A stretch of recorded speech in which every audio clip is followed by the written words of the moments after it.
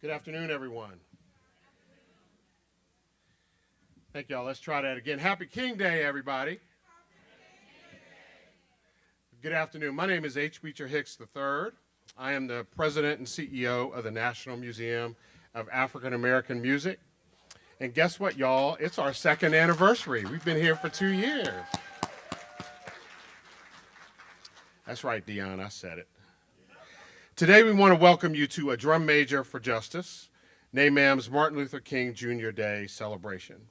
Here at NMAAM, it is our mission to educate the world, preserve the legacy, and celebrate the role that African Americans play in creating the American soundtrack. As we honor our musical heritage, we must also honor individuals that impact the culture and symbolize leadership through organizing. And certainly in one of his later speeches, Dr. King acknowledges that he would like to be known as a drum major for justice, or to be remembered as someone who led the way for just practices, for justice in our community. Throughout our program today, you will hear examples and excerpts from that very speech, spoken word, song, and musical presentation, with the hope that we are able together to answer the question, what is a drum major for justice? Today it is my pleasure to introduce our Master of Ceremony who will begin our program today. He serves as our Museum Engagement Manager and is no stranger to the subject of social justice and activism here in Nashville. Would you please join me in welcoming Byron Harvey to the stage?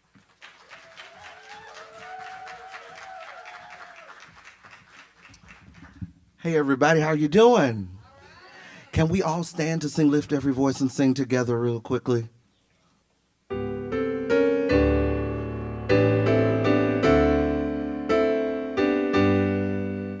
we go. Lift every voice and sing till earth and heaven ring with the harmonies of liberty. Let our rejoicing rise high as the listening skies. Let it resound loud as the rolling sea. Sing a song full of dark past has taught us. Sing a song full of the hope that the present has brought us. Facing the rising sun of a new day begun, let us march on till victory is won. Give yourself a hand. Woo! Good afternoon. I am Byron Harvey, and I serve as the Museum Engagement Coordinator here at the National Museum of African American Music, and we are so happy to have you here. I'd like to welcome you to our program, A Drum Major Instinct. A Drum Major for Justice, celebrating the life of Dr. Martin Luther King Jr. Can we give him a hand? Our theme this year is drawn from the speech, the homily, A Drum Major Instinct. In this speech, Dr. King talks about he wants to be remembered as a drum major for justice. He acknowledges that we ordinary people have the responsibility to make social justice our own responsibility. Today's program will be broken up into 3 chapters. Phase 1, the boycott.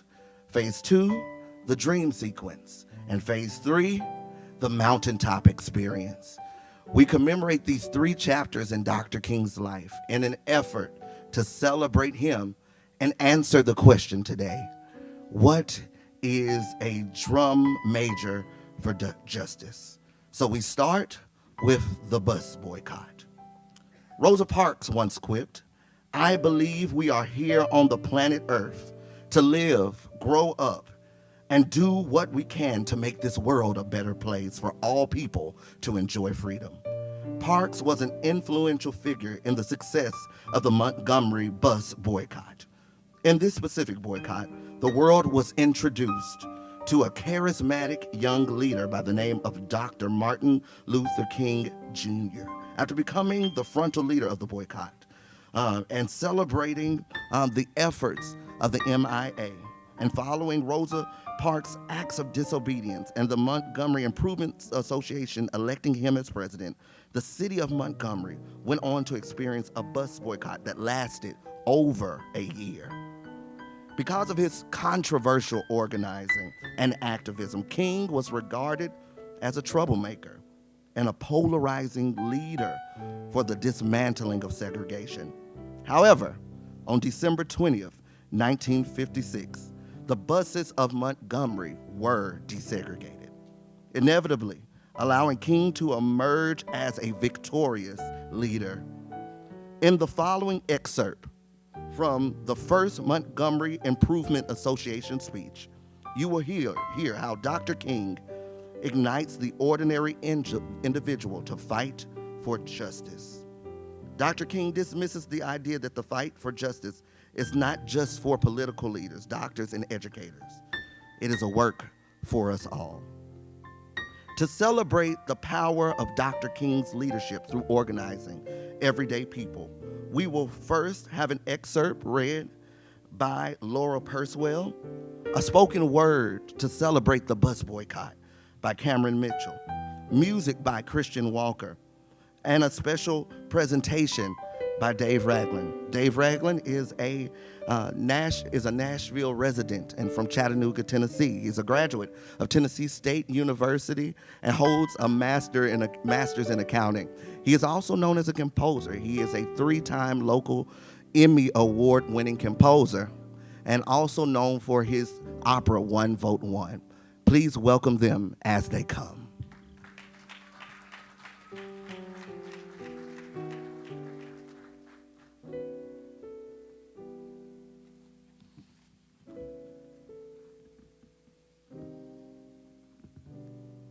We are here in a general sense because first and foremost, we are American citizens, and we are determined to apply our citizenship to the fullness of its meaning.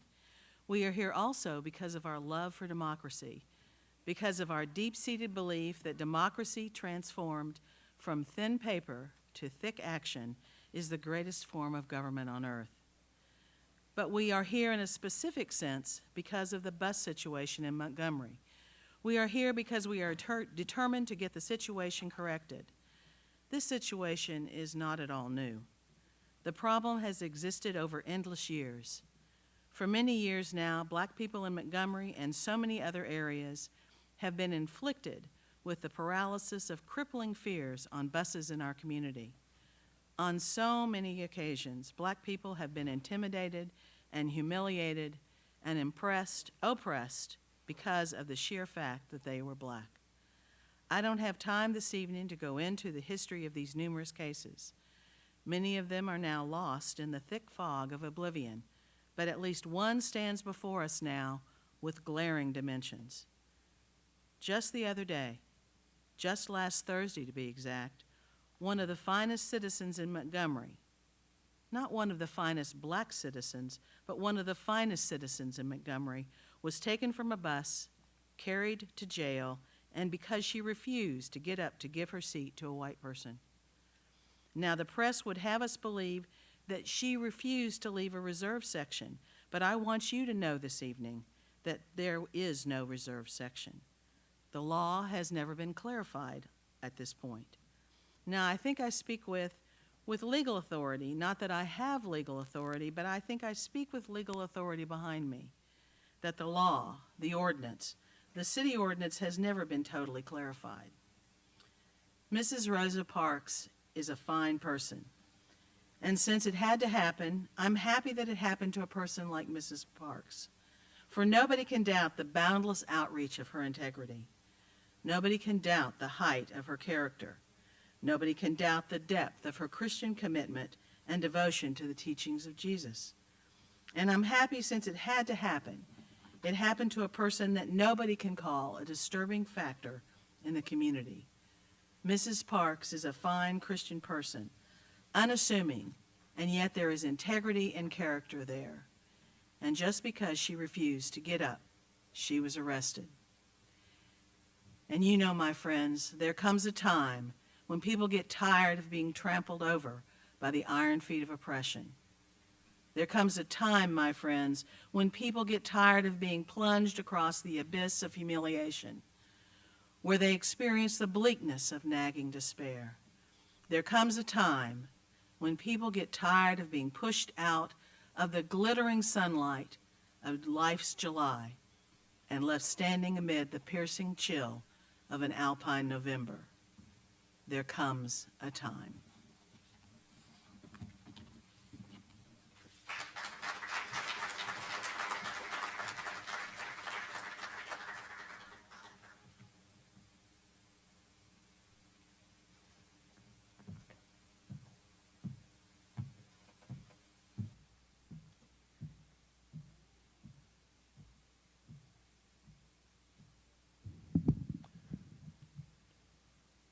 Boycott, boycott, read all about it. Blacks used to ride the bus, but now that all stops. Boycott, boycott, the revolution is on top. To send the system a message, but now that system is about to pop. Boycott, boycott, the revolution has stopped. We traded it for 33 pieces of silver and those new J's that just dropped. Boycott, boycott, another brother was shot by another cop with his hands up. But the cop said he was the ops. Boycott, boycott, don't think we forgot. Just because it's been a few years. Trayvon, Sandra Bland, Mike Brown, George Floyd, before you get annoyed, remember their names like you remember 9/11, like you remember all the Jews that go to heaven. I know a band of brethren that try to convince me that my experience ain't real, like I made some kind of counterfeit deal. I know all my problems can be solved by the Daily Wire. This is not a political agenda. This is an attack on my best. Take the test and you will see the end result. I'm real field educated, not ignorant. I said I'm real field educated, not ignorant. You see, I realized there's something, numbers do lie when written by liars. The same liars that considered you a fraction of a human. The same liars that miscalculated the result of a Montgomery boycott. The same liars of the numerical era of the 94 Act, miscalculating my ability to be free from the prison cells they built for me. I think it's time to boycott, boycott, boycott the hate, boycott the idea that said you're just political bait. Boycott, boycott, boycott devilish schemes of fake education and ungodly temptation. Boycott, boycott, boycott for peace. Let it be released in every inner city red zone to that picture of perfect home. Even if it takes 382 days, one day you will sit in your room and say, it was worth it. Thank you.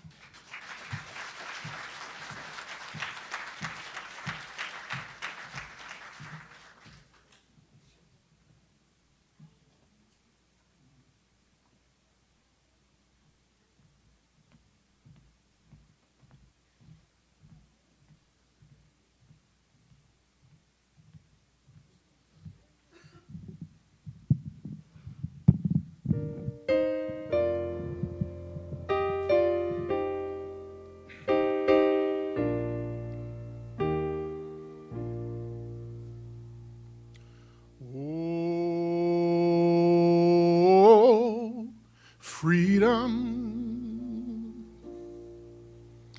Oh, freedom.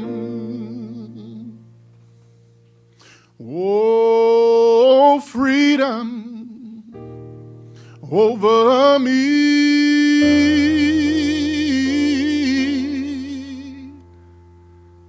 And before I be a slave, I'd be buried in my grave and go home to my Lord and be free.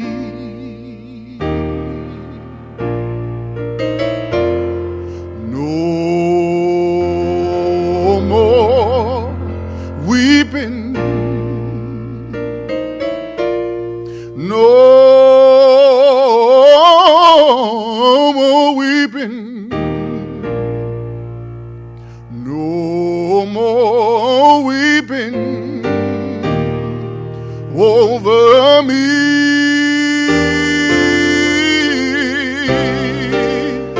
Oh, and before I'd be a slave, I'll be buried in my grave and go home to my Lord and be free. Oh, oh, oh, freedom.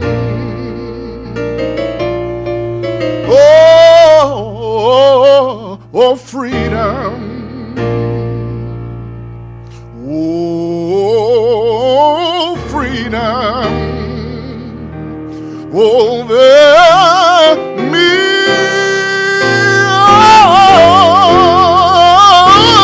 Oh, and before I'd be a slave,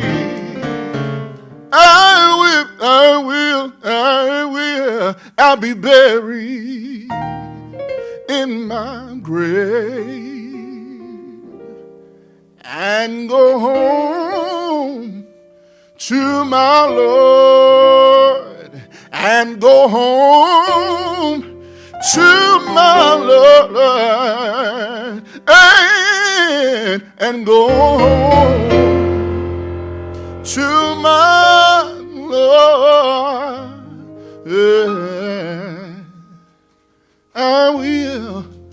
I will be free.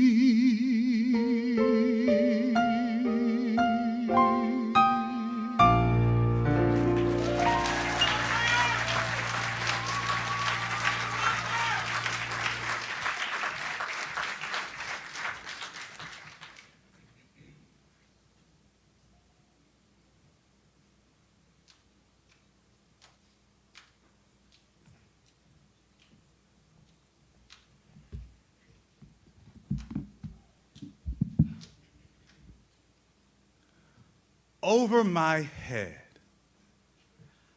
I hear music in the air. Over my head, I hear music in the air. Over my head, I hear music in the air. There must be a God somewhere. Freedom songs were the songs that were sung by participants of the civil rights movement. They were also called civil rights anthems, and sometimes known as civil rights hymns. They talk about the idea of freedom in song. Now, it should be noted that Nashville, Tennessee, home of the National Museum of African American Music, played a crucial role in the civil rights movement and the freedom song.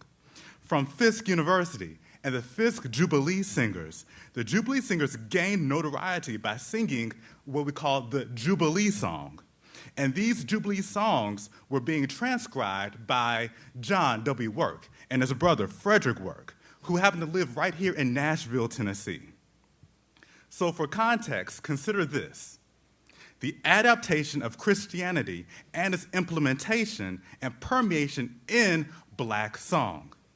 So composers of the early 1900s, such as Tennessean Clarence Cameron White, who lived right up in Clarksville, Tennessee, they would play spirituals in 5 different categories: songs of exhortation, or songs of the wilderness, songs about Bible stories, songs of judgment, and lastly, songs of Jordan, or the idea of a new Jerusalem or a new heaven.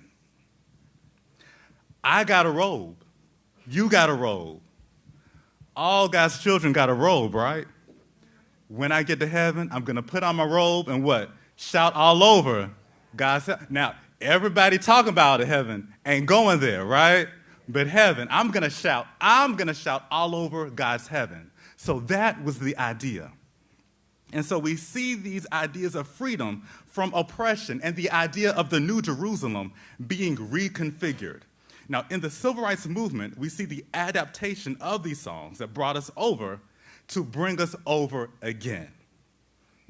Go down Moses, way down in Egypt land, tell old Pharaoh, let my people go, became go down freedom.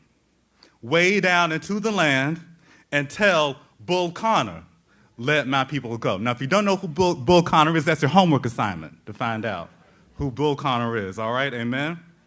Okay. Or how about, if you want to get to heaven on time, you surely got to plow that line. Keep your hand on the plow and hold on. Became Paul and Silas bound in jail, had no money for their bail. Keep your eyes on the prize and hold on. Freedom songs were performed in the civil rights training sessions. They were performed on bus rides, at meetings, at rallies. Now, a particular freedom writer, one of my favorite persons of all time, and also my fraternity brother, the late, great Ernest Rip Patton, performed presentations up until his passing about his time as a freedom writer, and also being a student at Tennessee A&I, now known as Tennessee State University. And so he would tell stories about the freedom rides and being on the long, hot bus rides and being thrown into the wagons and the paddy wagons, and also being in jail, even with Reverend Dr. Martin Luther King.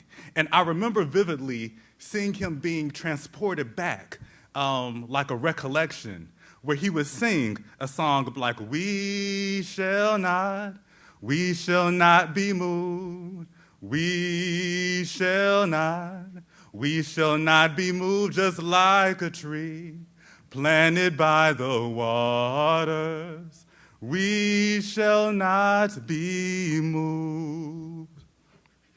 And so this is NMAAM, right? We're in NMAAM, the National Museum of African American Music, correct? Exactly. And so give me some NMAAM an applause for doing this. And so we have to talk about how the idea of the freedom song branched out commercially. So black artists in their protests went from being covert to overt. And so we have artists from like the 1920s and 1930s who had their music literally pried from them, from producers and songwriters, and given to white artists. That is the songs that they believe would sell and, so to speak, cross over. And so, for example, we have Fats Waller in his song Black and Blue. They laugh at you and scorn you too. What did I do to be so black and blue? I'm white inside, but that don't help my case, because I can't hide what is in my face. How would it end? Ain't got a friend. My only sin is my skin. What did I do to be so black and blue? And so songs now are becoming more overt. In particular, one of my favorite artists, Billie Holiday, in her song Strange Fruit. Pastoral scene of the gallant South. The bulging eyes and twisted mouth. Scent of magnolia sweet and fresh. Then the sudden smell of burning flesh. Here is a fruit for the crows to pluck, for the rain to gather, and for the wind to suck, for the sun to rot, and for the tree to drop. Here is a strange and bitter crop. And so later on, we have the ideas of this commercial exploitation of this song. A particular artist, too, also is Nina Simone with her song, Mississippi Goddamn, or the idea of black liberation in being, such as Donny Hathaway's Young, Gifted, and Black. So, a little assignment. Pay attention to this lyric. Now, if you know the lyric, you know this ain't Jeopardy. You ain't gonna say who it is and whatnot. But pay attention to it. Rockets, moonshots, spent it on the have-nots. Money, we make it, but before we see it, you take it. Hang-ups, letdowns, bad breaks, setbacks. Natural fact is, I can't pay my taxes. Crime is increasing, trigger-happy policing. Panic is spreading. God knows where we're heading. Makes me want to holler, throw up both my hands, the way they do my life. Now, does anybody know the name of that song? Who? What? Who? Inner City Blues, exactly. Now, who wrote it and performed it? Marvin Gaye. Now, do you know when he wrote it or put it out? Come on, this is $1,000. This is Jeopardy. It's $1,000 question. When? All right, good guess. Yeah, but it's not. It's good. It ain't great. But but it was written and recorded in 1971. Can you imagine that? 1971. So think about those lyrics. Natural fact is, I can't pay my taxes. Trigger happy policing. That sounds like it was written yesterday, right? Now, very few of us here are toddlers, I believe. I believe we're all beyond the age of 2 and 3. And so we all lived through 2020, correct? So we know that these lyrics are unfortunately still prevalent today. And so we no doubt can conclude that there is power in unity, amen? There is power in music. And so when we combine these forces, we can affect change. Nina knew it. Billy knew it. Fats knew it. Marvin knew it.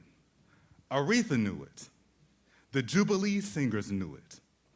Mavis, Queen Latifah, Yo-Yo, Kendrick, and even on today, Martin Luther King Jr. Day. It is the same power that we all can access today. Over my head, I see freedom in the air. Over my head, I see justice in the air. Over my head, I see equality in the air. There must be a God somewhere. Amen.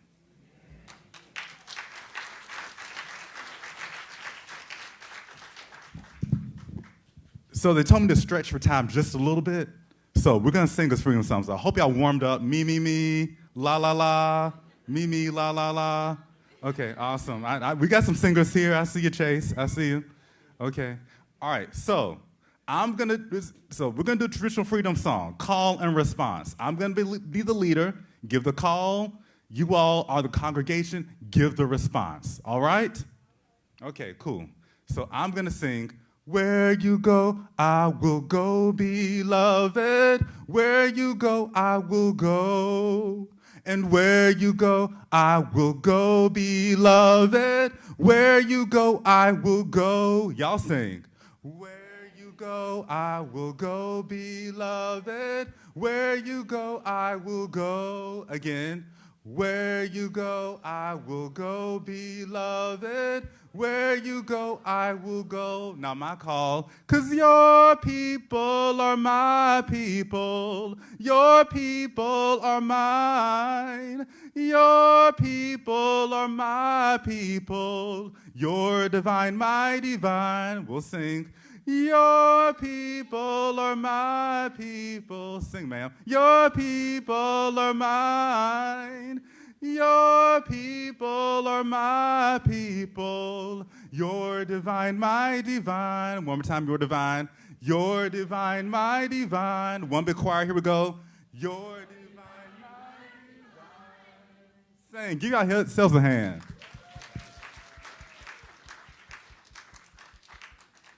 All right, so one quick more, then we'll proceed on with the program. Now, this one's really easy. You don't have to sing a lot. Just mm-hmm. That's it. Mm-hmm. Can y'all do that? Let me give this side some love. Mm-hmm. So, in my marching, I'll do what's right. In my marching, I'll do what's right. In my marching, I'll do what's right. I'll march on. Here we go. Mm-hmm. In my praying, I'll do what's right. In my praying, I'll do what's right. In my praying, I'll do what's right. I'll pray on. 'Cause I'm determined. I'm determined and I will go, and I'll never turn back no more. I'll march on. Mm-hmm. So in my singing, I'll do what's right. In my singing, I'll do what's right. In my singing, I'll do what's right. I'll sing on. Mm-hmm. I'll march on. Mm-hmm. I'll fight on. I'll press on. I'll march on. I'll teach on. I'll press on.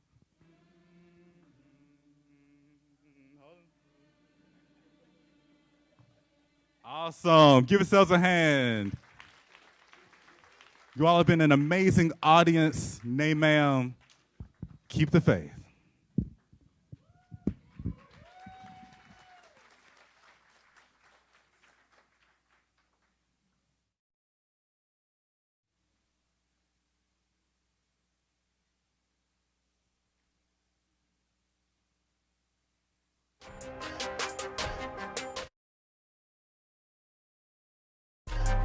A lot of people tussle with that, with wanting to be number one.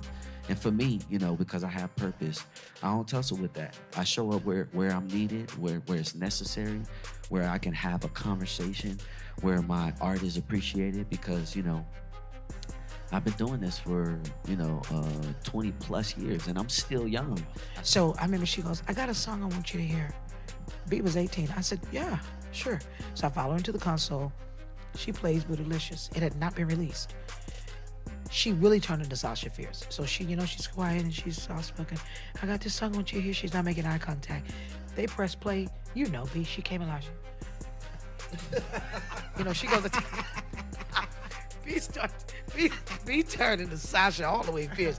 They go, can you handle this? And she just, can you handle it? She just in it, right? So I watch her transform right in front of my face.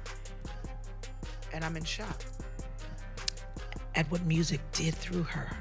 And I'm sitting there in awe of how she's affected by this music. A full-blown artist that child is. So when I look at what most women and most people of color that I have come into contact with, what they are really dealing with is they actually think that lid is still on. If I'm nothing else, I'm proof that lid has been off. And if you would just believe it's off and just go and not look at the limitations, you can do patriarchal. I'm in the whitest, most male industry ever. You go into any liquor store, any restaurant, more than 90% of the sales in this industry are six-spirit conglomerates, all founded by, owned by, led by white males.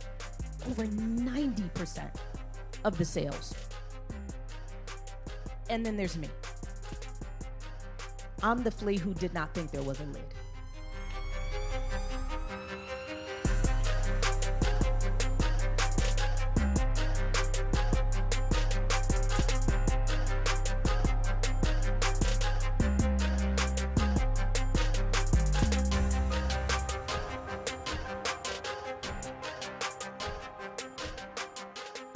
Recently opened an exhibition in our feature gallery titled Boundless.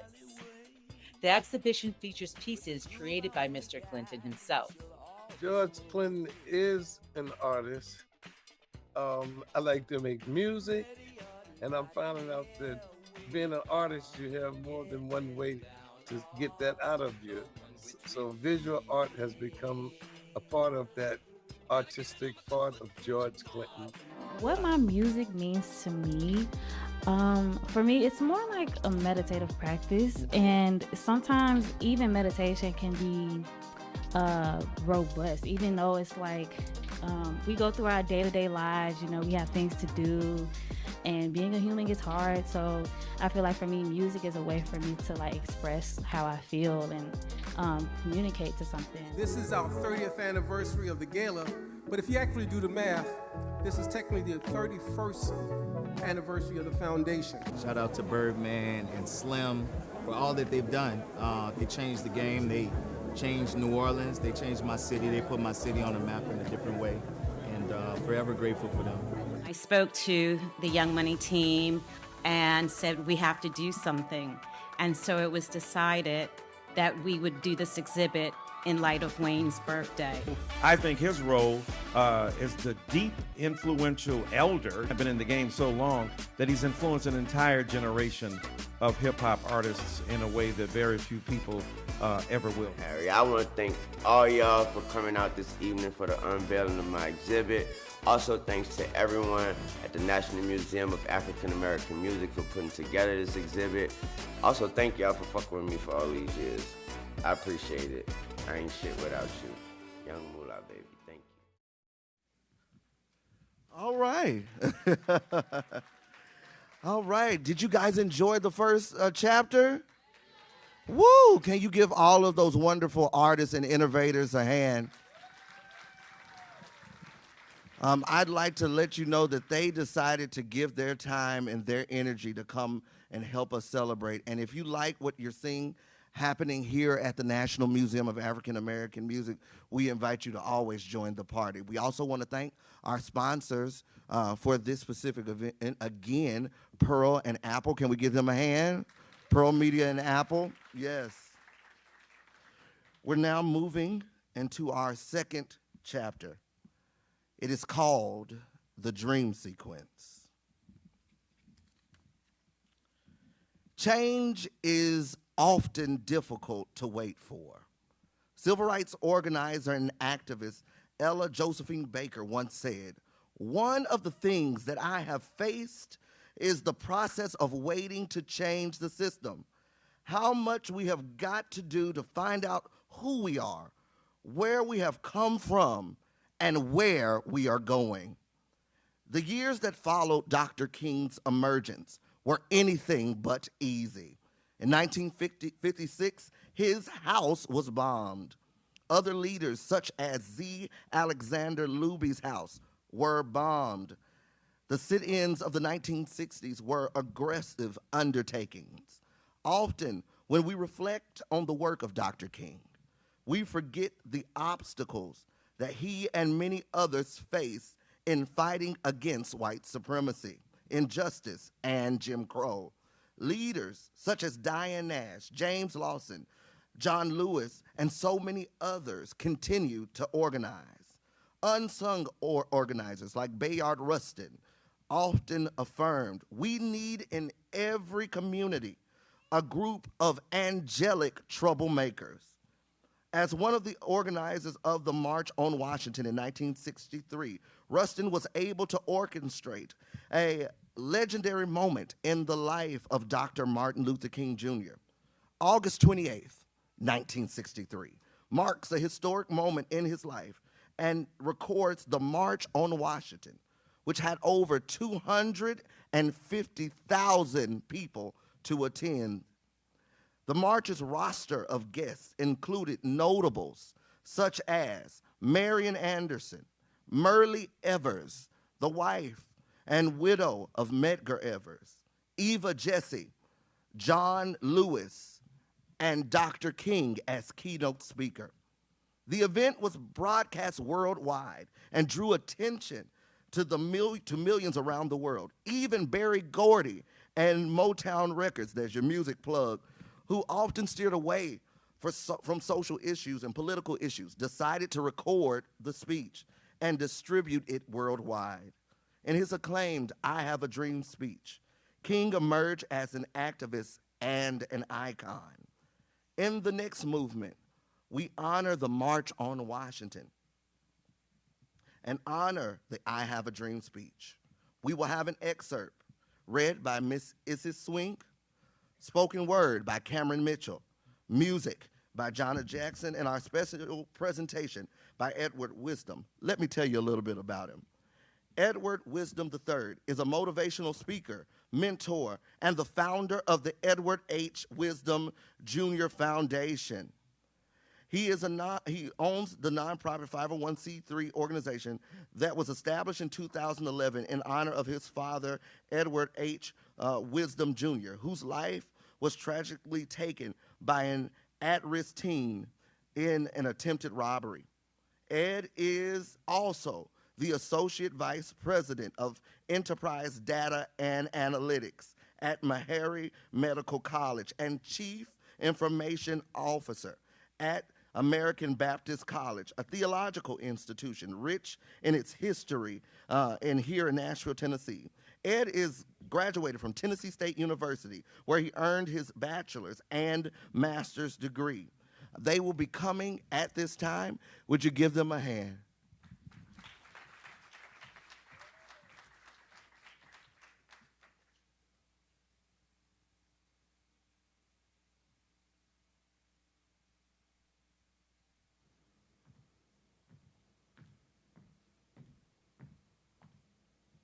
Hello, everyone.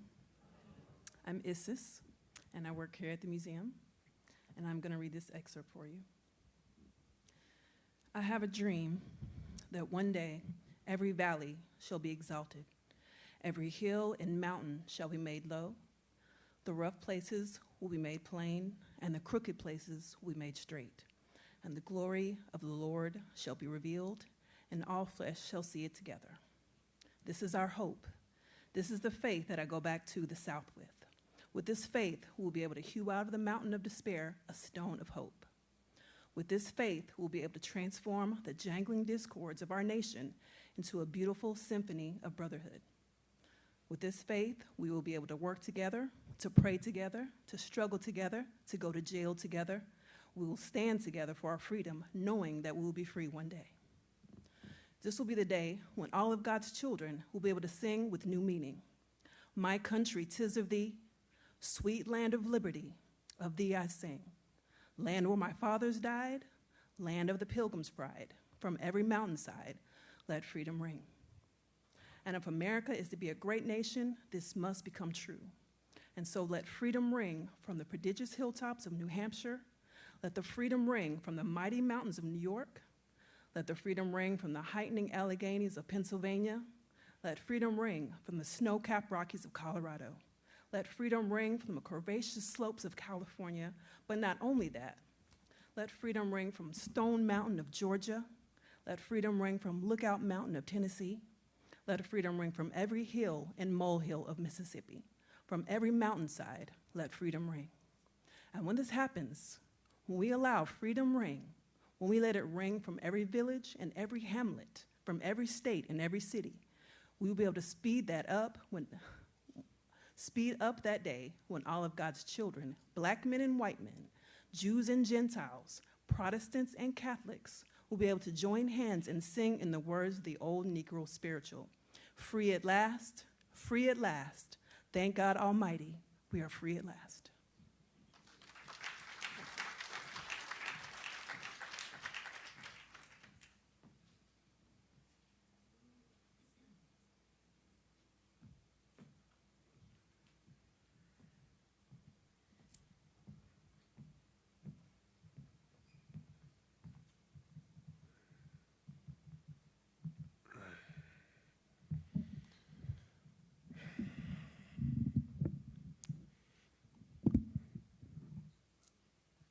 what if we couldn't dream? I told myself I didn't need him after I didn't see him for a few years. Dreams, I mean. Maybe I forgot. So I just stay woke, because I got to know more than everybody. Not enough to teach, just enough to reach into your social media page and say, hey, do your research. I know that's not how Jesus taught us, but I've been woke so long, I got 6 jobs. I don't get. Man, I'm tired. But I can't sleep. Not because of gunshots and empty president promises, but because of this beating of this drum major instinct, this instinct to want to be first in a parade of life. This drum major instinct told me to trade my dreams for a golden pass out the ghetto. So now I settle, working 13 hours for a cherry red Charger that I can't afford. But I'm going to be fired. I know I should give to that boy that ain't got no shoes, but I remember 5 pair of forces ain't enough. I got to step my game up if I'm going to stay ahead, because my house got to be bigger. If his costs $300, mine going to be $650. I'm going to surpass the Joneses. See, these margins for error became the drumsticks, me, the drum, beaten day after day until my life is in rhythm with the American dream.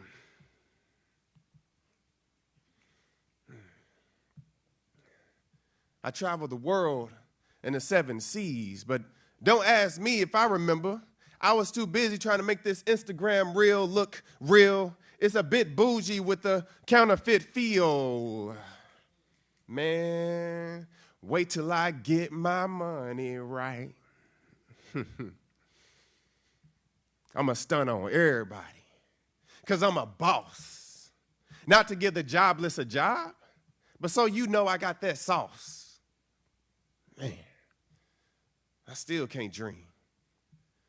I know I should be fighting racism, but I'm racing against time to be a millennial millionaire before my class reunion, because they got to know how good I got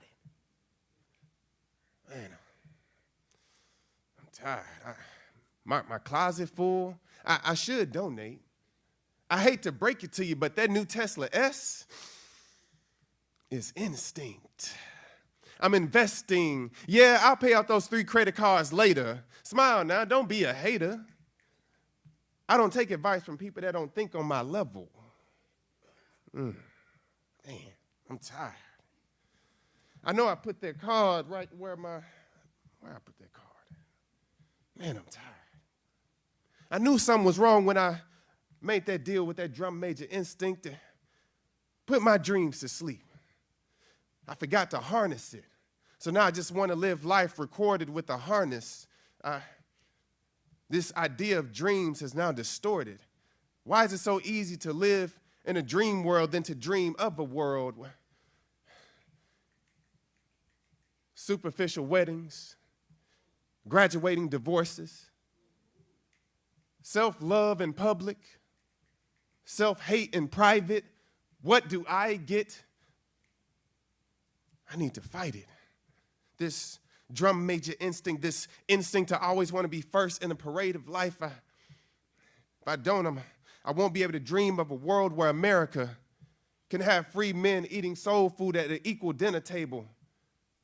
I have to start dreaming again. I have to remember how to dream. These material things are not dreams. They're distorted ideas made to be distractions from the real dreams. I have to remember how to dream again. I have to start having real dreams again. What if we did live like there was a tomorrow? Like there was a day past 18 and 33? What if we passed on peace to a black girl named Peace? What if we helped a white boy have the strength to withstand suicide, and help a Hispanic girl look depression in the face and say, today is my day? Take a black boy that looks like me, talks like me, wants to walk in my footsteps, carry my dreams like a torch, and use them as a foundation to build his own. End segregation in family homes, hoping that they have the drum major instinct to pick up the phone when I call. I just want to see you, breathe with you. Jesus, I hope we can dream again.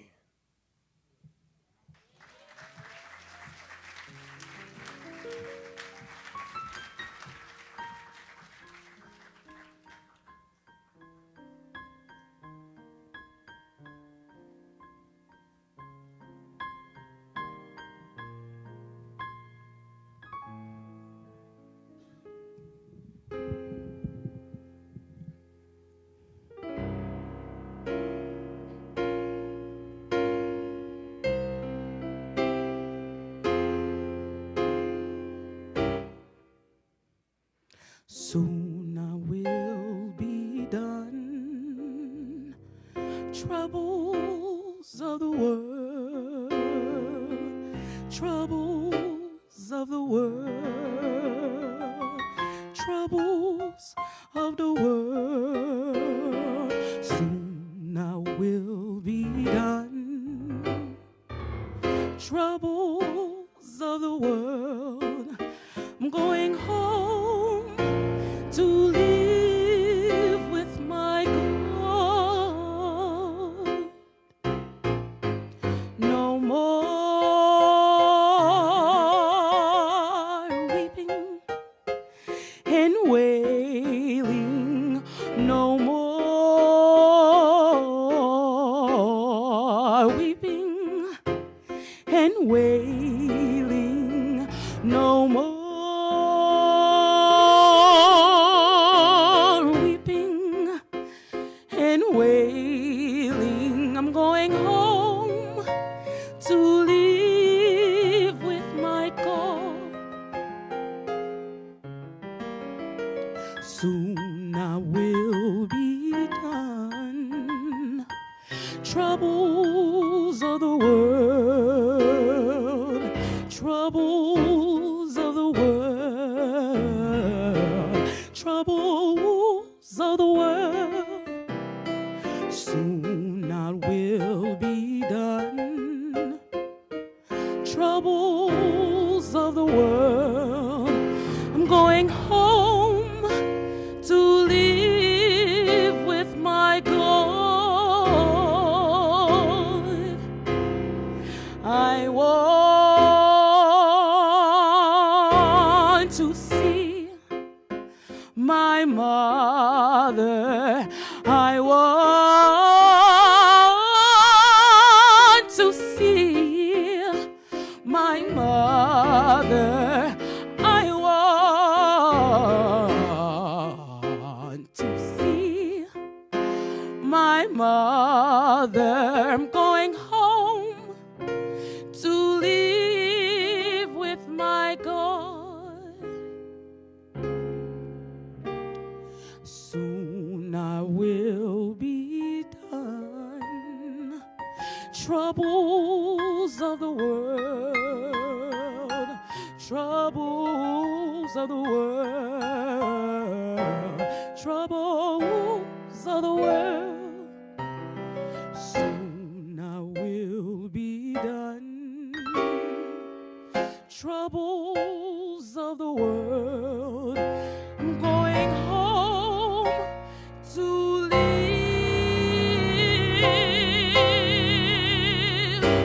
with my God.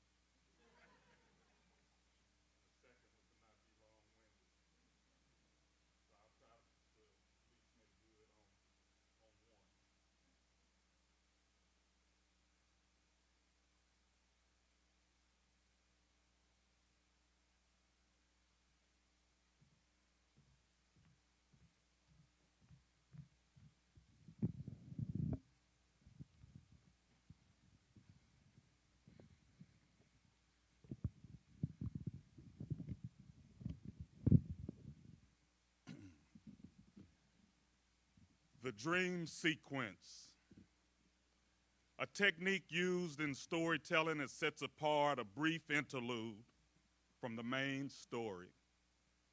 A flashback, a flash forward, a vision or a dream, in this case, about when one man became the ultimate drum major for justice. This dream sequence has as its very core this man's dream. Dr. Martin Luther King Jr.'s I Have a Dream.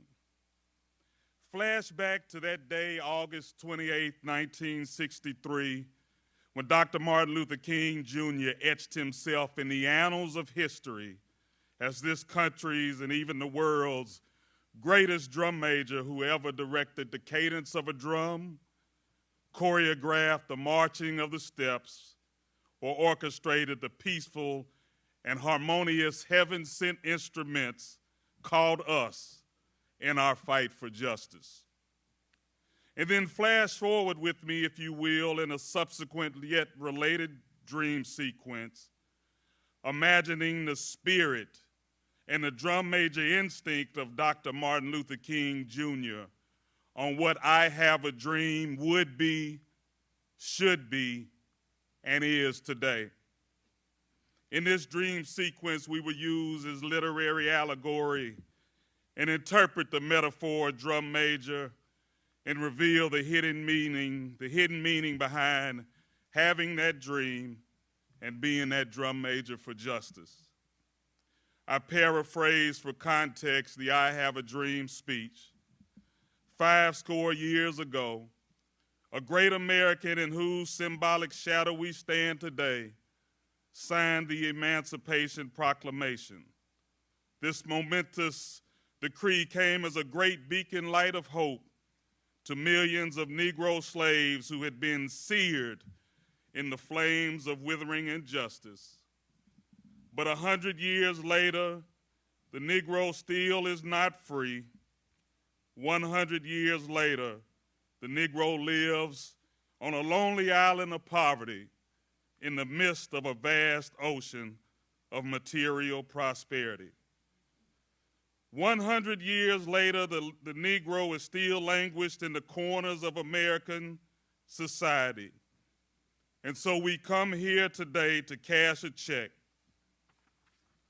for the unalienable rights of life, liberty, and the pursuit of happiness.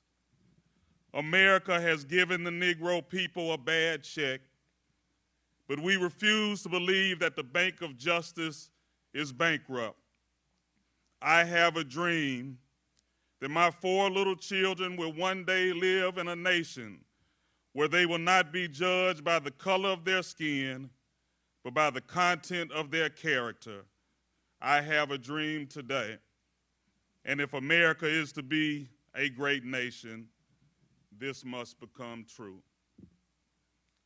Flash forward to today, 70 years later, the drum major instinct and the spirit of Dr. Martin Luther King will find that while America made partly good on its promissory note and had sufficient funds at the time of cashing our check by enacting the Civil Rights Act of 1964, the amount written on that check did not carry in value the necessary funds to cover the cost to purchase all of our people's freedom and equality. In fact, I am of the mind that the drum major instinct and spirit of Dr. Martin Luther King Jr. today would find that a good amount of the funds we might have received were counterfeit. A deception and fraudulence of our people about what justice and equality truly is.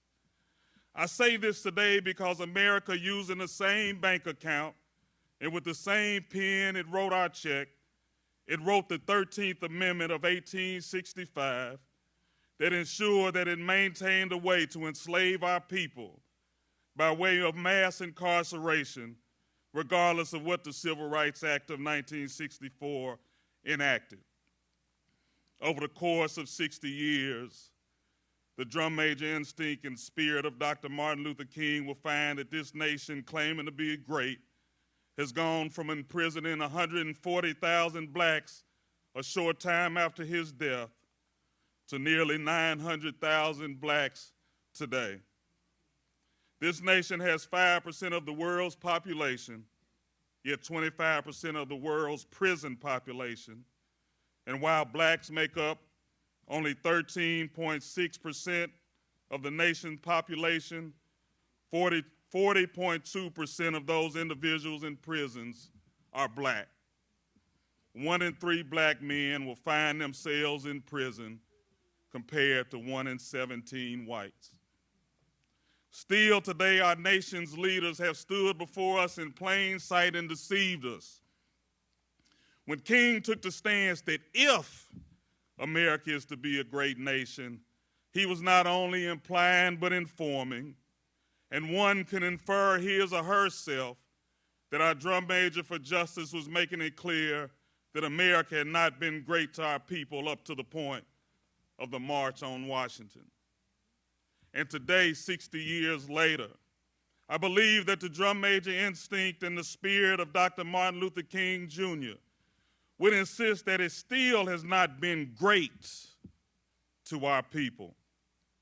So when our nation's recent leaders proclaim that they are making America great again, the spirit of Dr. Martin Luther King and the drum major instinct would protest again when, for many, if not any of our people, has it been great?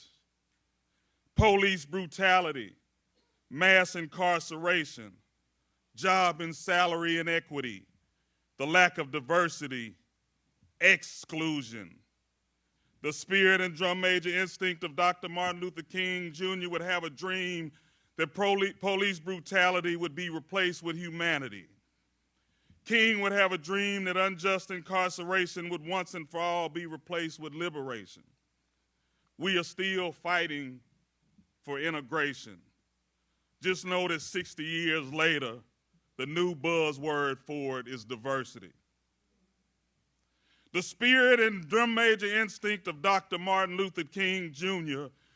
would have had a dream that diversity, equity, and inclusion would have been an innate to the fabric of every corporation, such that it would not have to be intentional, but that it would be natural.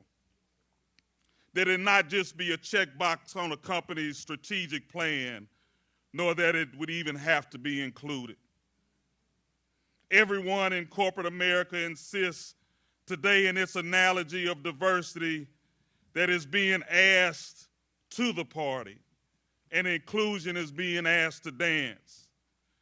The drum major instinct and spirit of Dr. Martin Luther King Jr., our drum major for justice, would insist that diversity not just mean being asked to the party, it would mean that we too are the party planners, and instead a part of inviting all others to that party.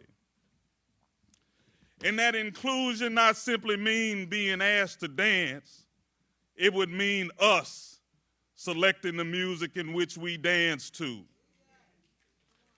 The spirit and drum major instinct of Dr. Martin Luther King Jr. would have a dream that this great nation shatter the proverbial glass ceilings that hinder the upward growth of black executives and potential black executives, and sturdy the structure of imaginary glass cliffs with reinforced steel to ensure the solid foundation and sustainability of African American businessmen and women all across the nation. The I Have a Dream speech opened with King noting that we were standing in the shadow of a symbol of what represented a promised freedom. In later years and subsequent sermons, it was evident the King's drive towards freedom included not just that of civil, but economic empowerment. While we have made great strides, today for every $100 a white man in America has in wealth, the black man has a mere $5.04. 60 years later, since the great I Have a Dream speech, African Americans are still not free. 60 years since, the African American still lives on the lonely island of poverty in the midst of a vast ocean of material prosperity. 60 years later, the African American is still languished in the corners of American society.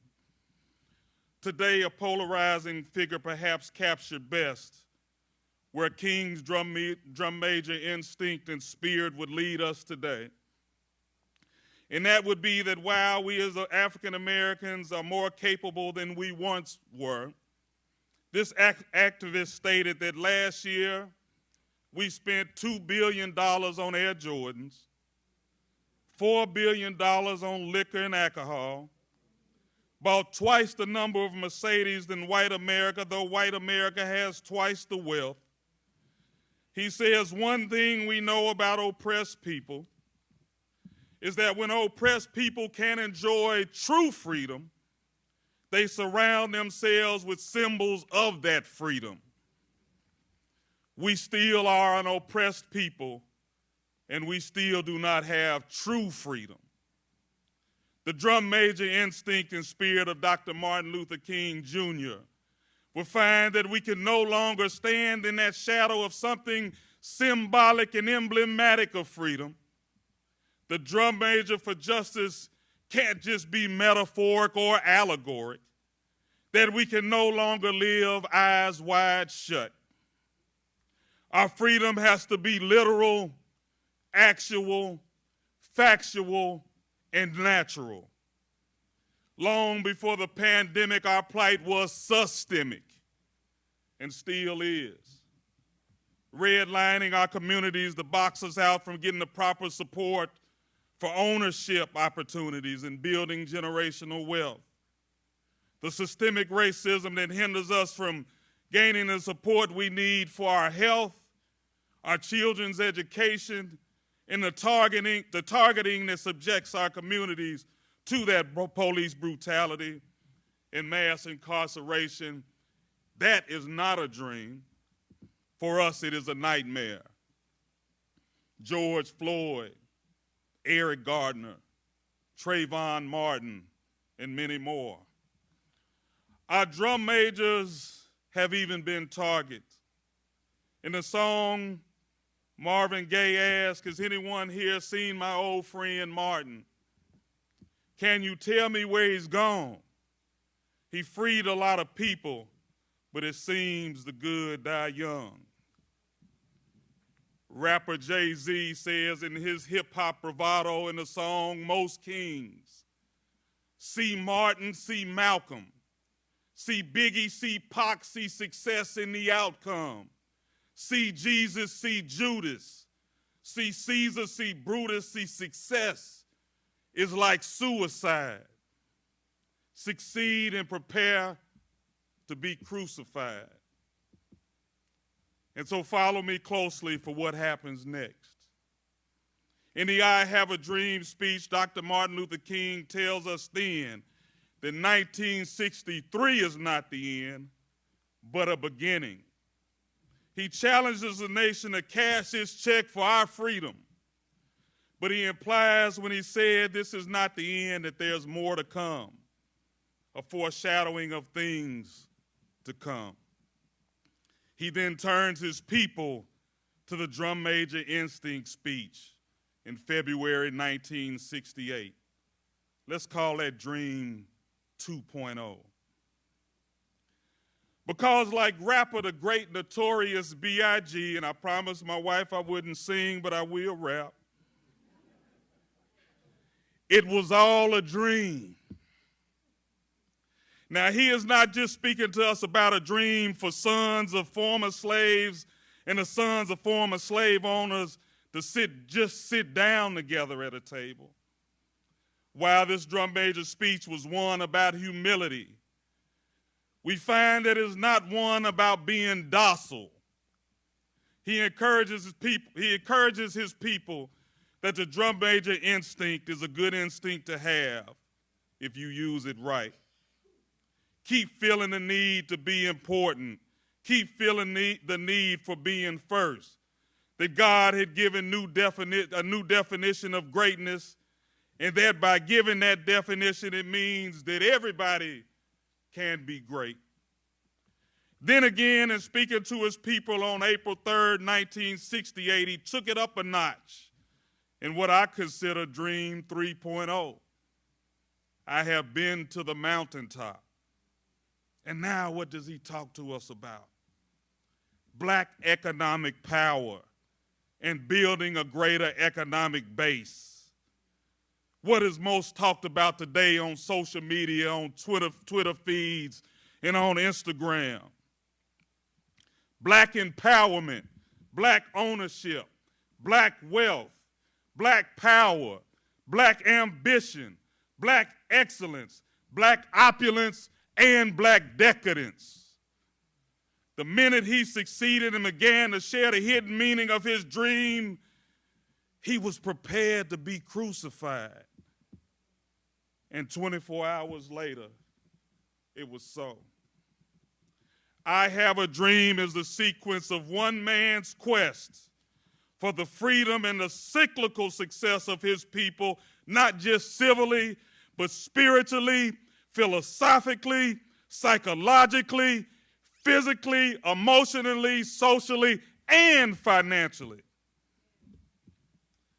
I am certain that the drum major instinct and spirit of Dr. Martin Luther King would say financial. That has the same prefix fin as the word finish and final.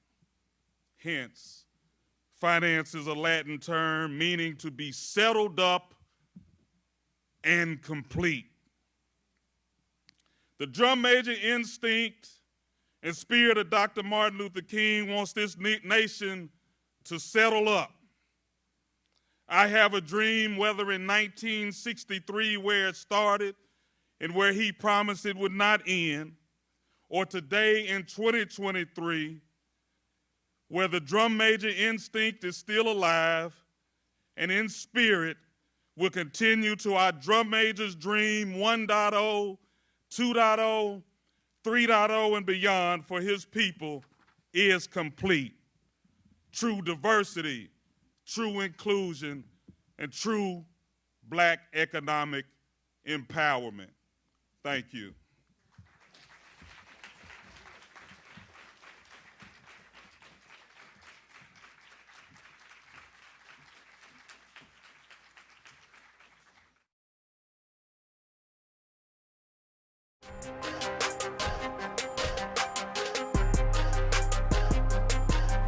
A lot of people tussle with that, with wanting to be number one. And for me, because I have purpose, I don't tussle with that. I show up where I'm needed, where it's necessary, where I can have a conversation, where my art is appreciated, because, I've been doing this for, 20 plus years, and I'm still young. So I remember she goes, I got a song I want you to hear. B was 18. I said, yeah, sure. So I follow her into the console. She plays Bootylicious. It had not been released. She really turned into Sasha Fierce. So she, she's quiet and she's soft-spoken. I got this song I want you to hear. She's not making eye contact. They press play. B, she came alive. She goes, B turned into Sasha all the way fierce. They go, sons, can you handle this? And she just, can you handle it? She just in it, right? So I watch her transform right in front of my face. And I'm in shock at what music did through her. And I'm sitting there in awe of how she's affected by this music. A full-blown artist that child is. So when I look at what most women and most people of color that I have come into contact with, what they are really dealing with is they actually think that lid is still on. If I'm nothing else, I'm proof that lid has been off. And if you would just believe it's off and just go and not look at the limitations, you can do patriarchal. I'm in the whitest, most male industry ever. You go into any liquor store, any restaurant, more than 90% of the sales in this industry are six-spirit conglomerates, all founded by, owned by, led by white males. over 90% of the sales. And then there's me. I'm the flea who did not think there was a lid.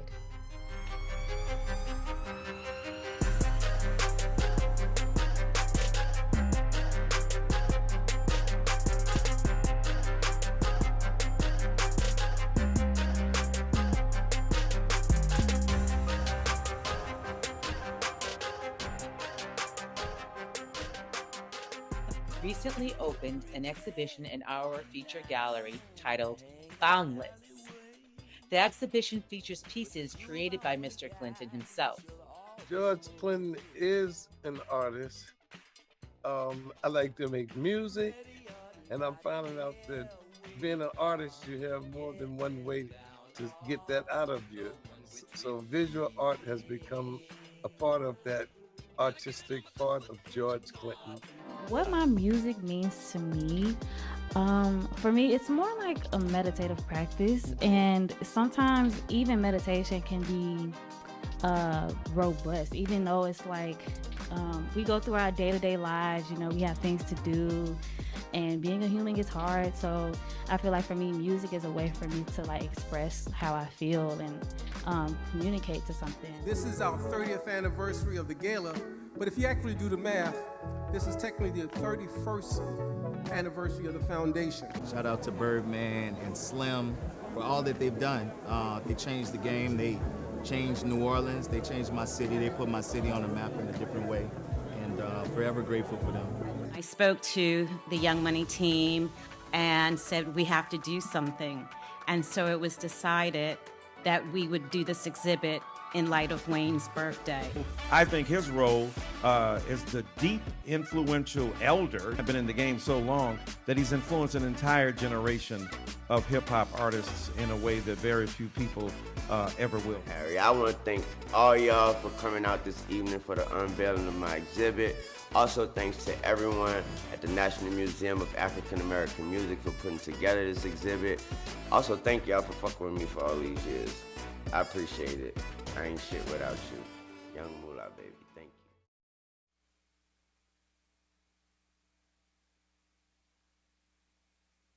you.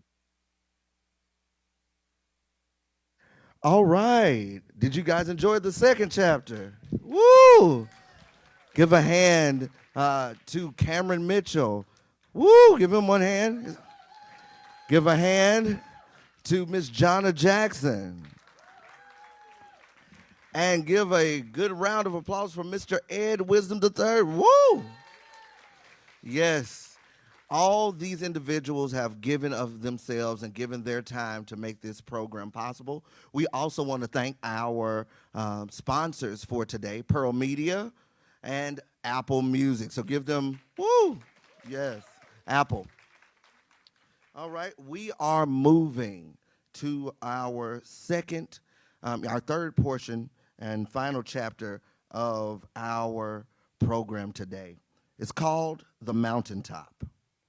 Coretta Scott King once asserted, "I can't help but believe that at some time and in some way, in the not too distant future, there is going to be another movement to change the systematic conditions of poverty, injustice, and violence in people's lives. We must acknowledge the injustices of our present as we reach our last movement. We celebrate that justice will forever continue." Dr. King's last public address was given on April 3rd, 1968 in Memphis, Tennessee. He prophetically announces that he would not make it with them. However, he had seen something great. He borrows from the poetic words of Julie Ward Howe. "My eyes have seen the glory of the coming of the Lord. He is trampling out the vintage where the grapes of wrath are stored. He has loosed the faithful lightning of his terrible swift sword. His truth is marching on." We do not truly know what Dr. King truly saw. However, we are assured that his work did not end. It is embodied and has impacted our world greatly. Dr. King's birthday became a federal holiday, and we celebrate it since 1983, and is a reminder of the legacy of a true drum major and what a true drum major can leave on the world around us. To honor Dr. King's final days and his mountaintop experience, we have our final reading from today's excerpt by Dexter Evans, our last spoken word presentation, a song by Tyler Samuels, and an educational moment, and I'll give you a little bit of his bio. He's a resident of Nashville, Tennessee. He is a Nashville native. He holds a bachelor's degree from Morgan State University, and he also holds a master's degree from Boston Conservatory of Music. He has won several awards for his opera singing. He is known as a rare voice type, as a countertenor. He's received several prizes for his work in the community. He is the CEO of the H.T. Burley Festival, which is one of our community partners. Give them a hand. He sang on stages with people like Aretha Franklin. He's even sang at President Obama's inauguration, right? He's a great person here, and he's actually one of my longest running friends. We go all the way back to high school, Mr. Patrick Daly. So we are going to celebrate them, and we're going to continue this celebration, but I want you to know the party does not end here. We do have a special panel discussion where we get to talk and discuss our speech for today. You're also welcome to become a member of this fine organization and keep in touch with what we're doing here. We hope you enjoy the remainder of our program.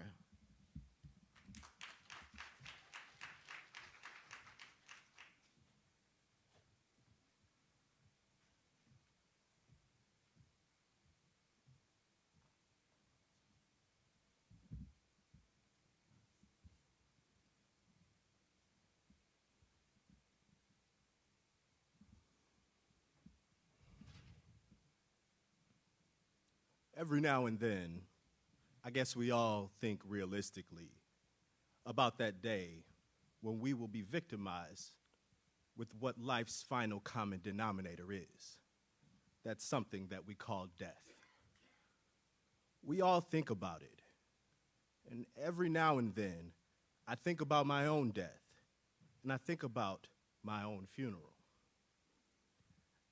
And I don't think of it in a morbid sense. Every now and then, I ask myself, what is it that I would want said? And I leave the word to you this morning. If any of you are around when I have to meet my day, I don't want a long funeral. And if you get somebody to deliver the eulogy, tell them not to talk too long. And every now and then, I wonder what I would want them to say. Tell them not to mention that I have a Nobel Peace Prize. That's not important. Tell them not to mention that I have 300 or 400 other awards.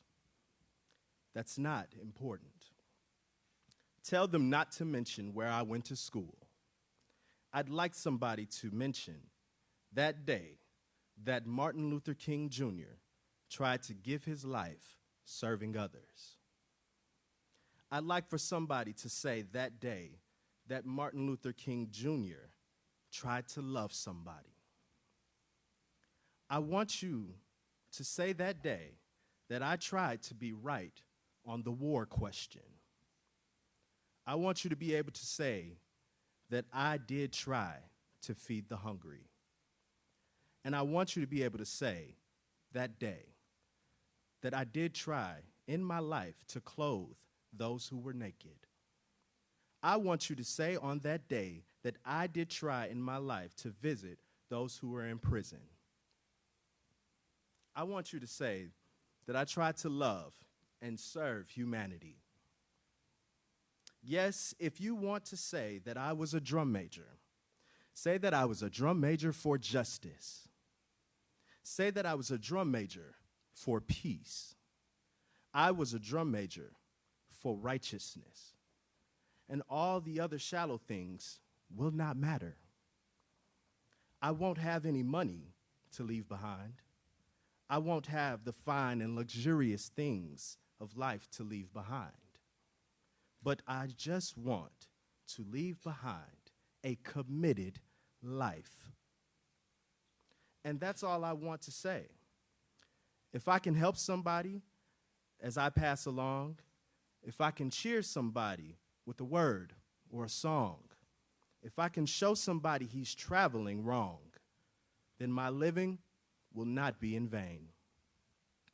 If I can do my duty as a Christian ought, if I can bring salvation to a world once wrought, if I can spread the message as the Master taught, then my living will not be in vain. Yes, Jesus, I want you to be on your right. I want to be on your right and your left side. Not for any selfish reason. I want to be on your right and your left side, not in terms of some political kingdom or ambition, but I want to be there in love and in justice and in truth and commitment to others so that we can make this old world a new world. Thank you.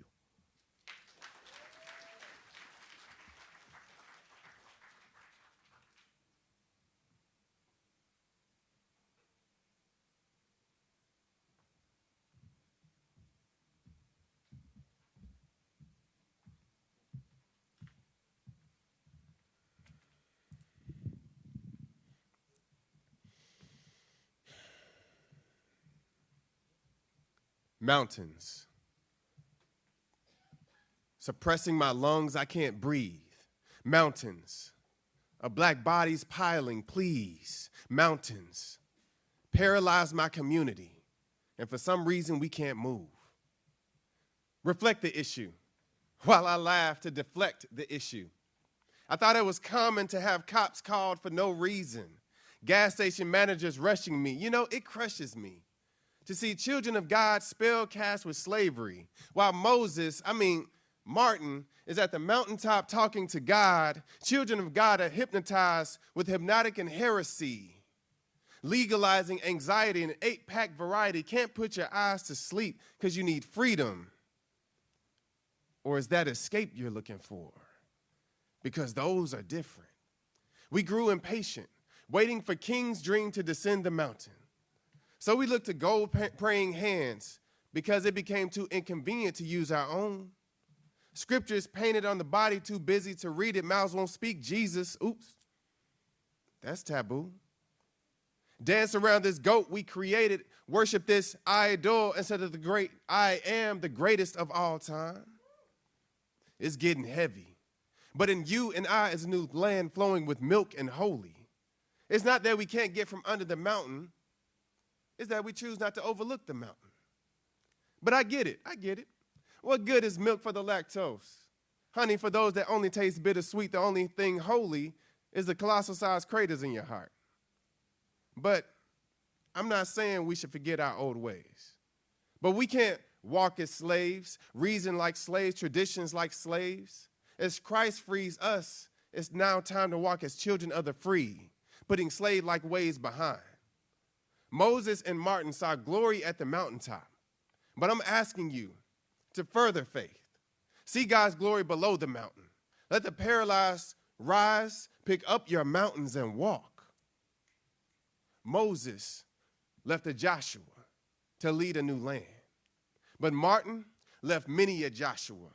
See, we can be a generation where our faith don't grow silent. You can get scared or see those mountains as tyrants. I'm not trying to get violent, but we don't need silence. We look at those mountains and say, we can take those giants. I said you can get scared or see those mountains as tyrants. I don't mean to get violent, but we don't need science. We look at those mountains and say, we can take those giants. Yeshua, Yeshu or Jesus, different or the same as long as demons tremble at the name. I said, Moses left a Joshua to lead a new land. Martin left many a Joshua to lift not one, but every nation. My people, we got to fight for every right that was ever taken, because our freedom moves when we all move, every nation. So this time, we will go to the mountaintop together.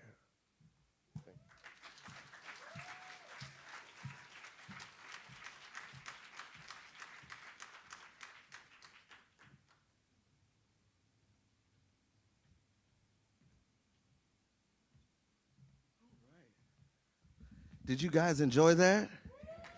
Yes, yes. Once again, we want to thank you all for coming out. And we also want to thank our sponsors, Pearl Media, along with Apple, who allowed us to be here today. These next two individuals, I've introduced our speaker, but I forgot to introduce the song. This song is composed by the one and only Dave Ragland. Can y'all give him a hand? Y'all didn't even see when he walked out. How he get over there?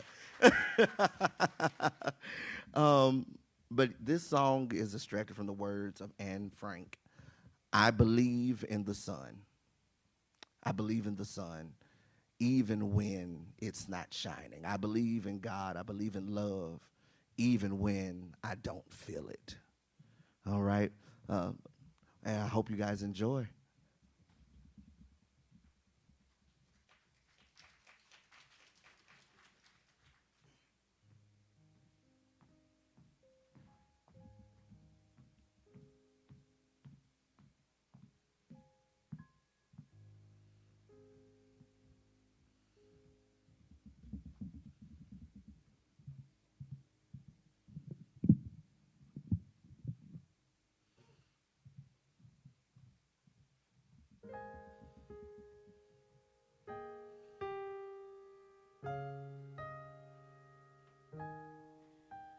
I believe in the sun. I believe in the sun. I believe in the sun. I believe in the sun. I believe in the sun. I believe in the sun, even when it is not shining, shining, shining, shining.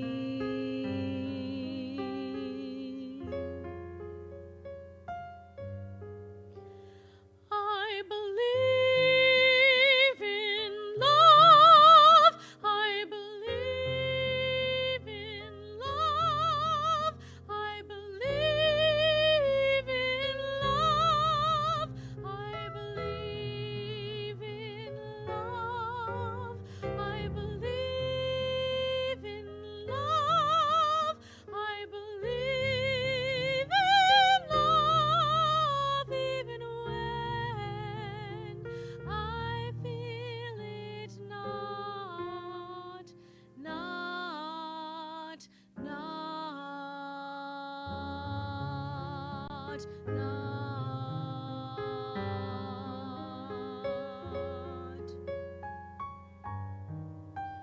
I believe in God.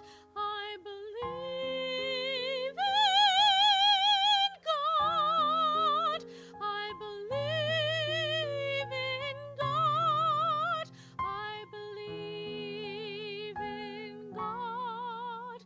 I believe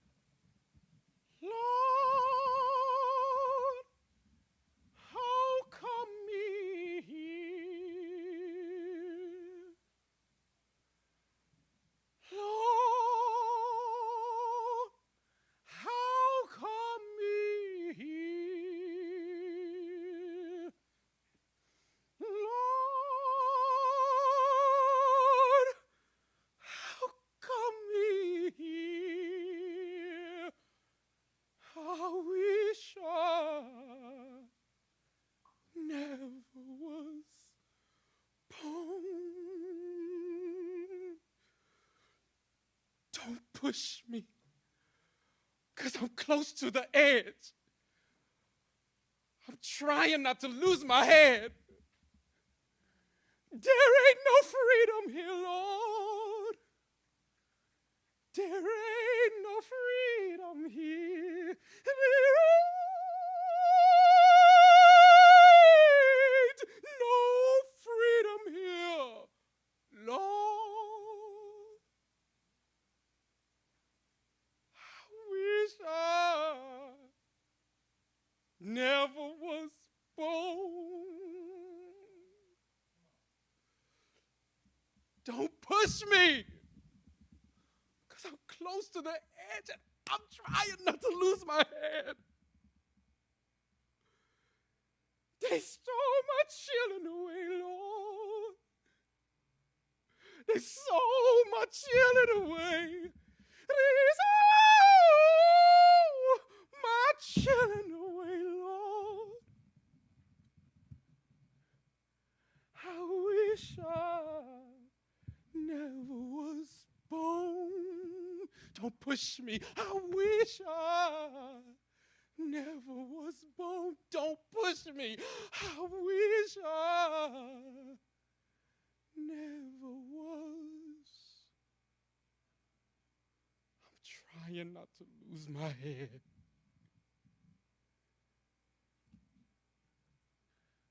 From the field to the praise houses, to the concert halls of the world, Leontine Price called the Negro spiritual the black heartbeat.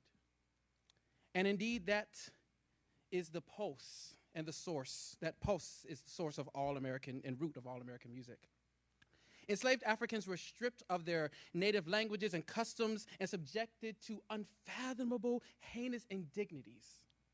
Yet Africa and the promise of freedom remained in their souls and was instilled in their song. In blood and in spirit, the Reverend Dr. Martin Luther King Jr. is a direct descendant of those songs and that heartbeat. Yes, he spoke of a dream for this country and the world, but he also challenged us to dismantle the systems that made that dream seemingly unattainable. Dr. King drew from numerous elders and ancestors before him. Dr. W.E.B. Du Bois, in The Souls of Black Folk, introduced the concept of double consciousness, explaining the struggle, or attempting rather, to explain the struggle of African Americans that we face to remain true to our African culture and our black culture, while at the same time working to conform and operate in the dominant white society. However, the music of African people speaks beyond that binary, presenting as Dr. Alicia Lola Jones, musicologist and scholar, would say, a multiple consciousness. That is that all of our experiences and hopes and joys, fears, make up our songs and our sounds. The moan, the holler. Some of us have heard, if I can't say a word, I can just wave my hand. From there, the preacher or prophet hears and responds to the need. Dr. King was both preacher and prophet, and to borrow from that old hymn, still he speaks from eternity.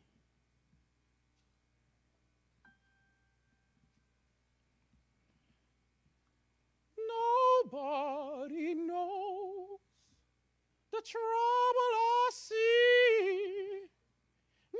Nobody knows but Jesus.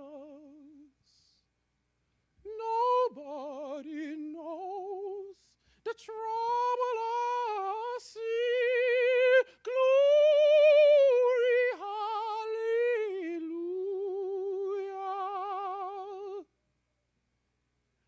I was born by the river in a little tent Oh, and just like that river, I've been running ever since. It's been a long, long time coming, but I know change gonna come. See, I go to my brother and I say, brother, brother, help me please. But he winds up knocking me back down on my knees. Oh, there were times that I thought I wouldn't last for long, but now I think I'm able to carry on. It's been a long, long time coming, but I know a change gonna come. 'Cause nobody knows the trouble I see. Glory, hallelujah.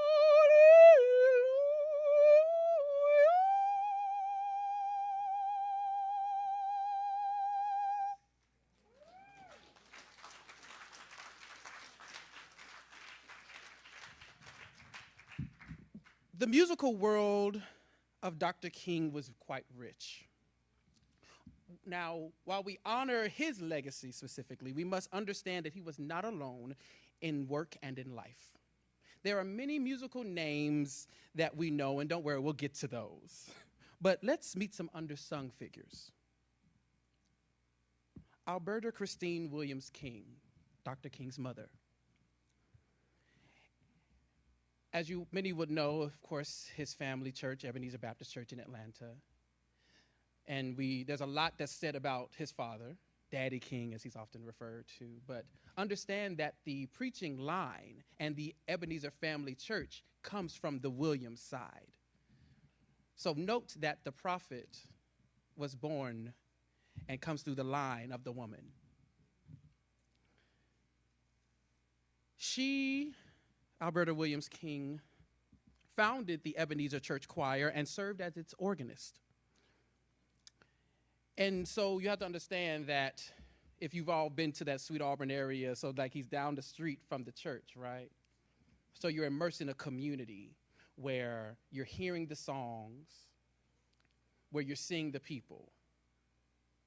And his mother, as it was in those custom days of the black church, you would hear oftentimes anthems. Now, the thing is that those anthems that we hear, what we call the high church anthems, take on different meaning for African people. So if you're hearing the Inflammatus from Rossini's Stabat Mater, it's translated as none else can deliver us. And the soloist says, when thou comest to the judgment, oh, remember thou thy servant, none else can deliver us. And the chorus responds, none else can deliver us, none else can deliver us, none else can deliver us. Save and bring us to thy kingdom there to worship with the faithful.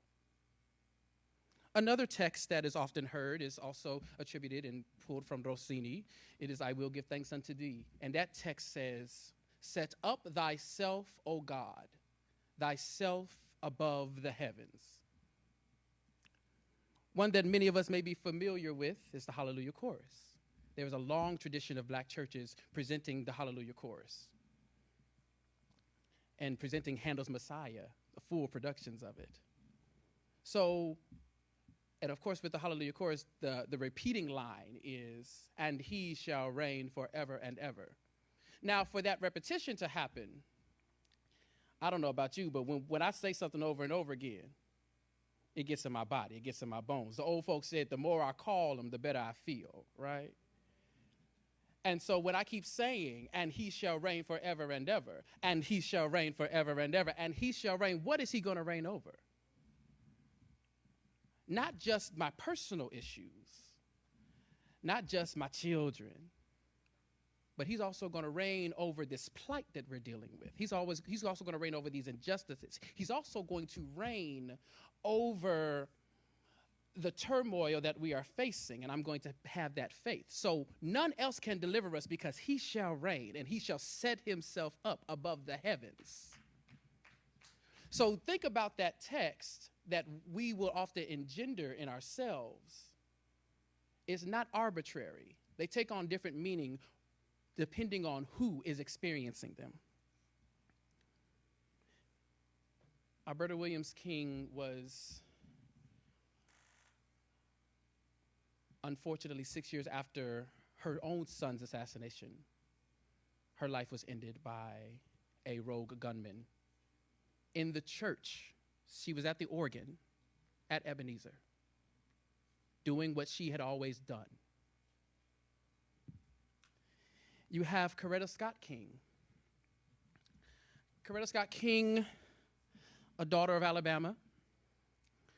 She went to Antioch College, and that institution is actually sort of in the same line as Oberlin and Berea College, these white institutions, what we could call predominantly white institutions, that were on the front ends of integration and social justice, even in the 1800s.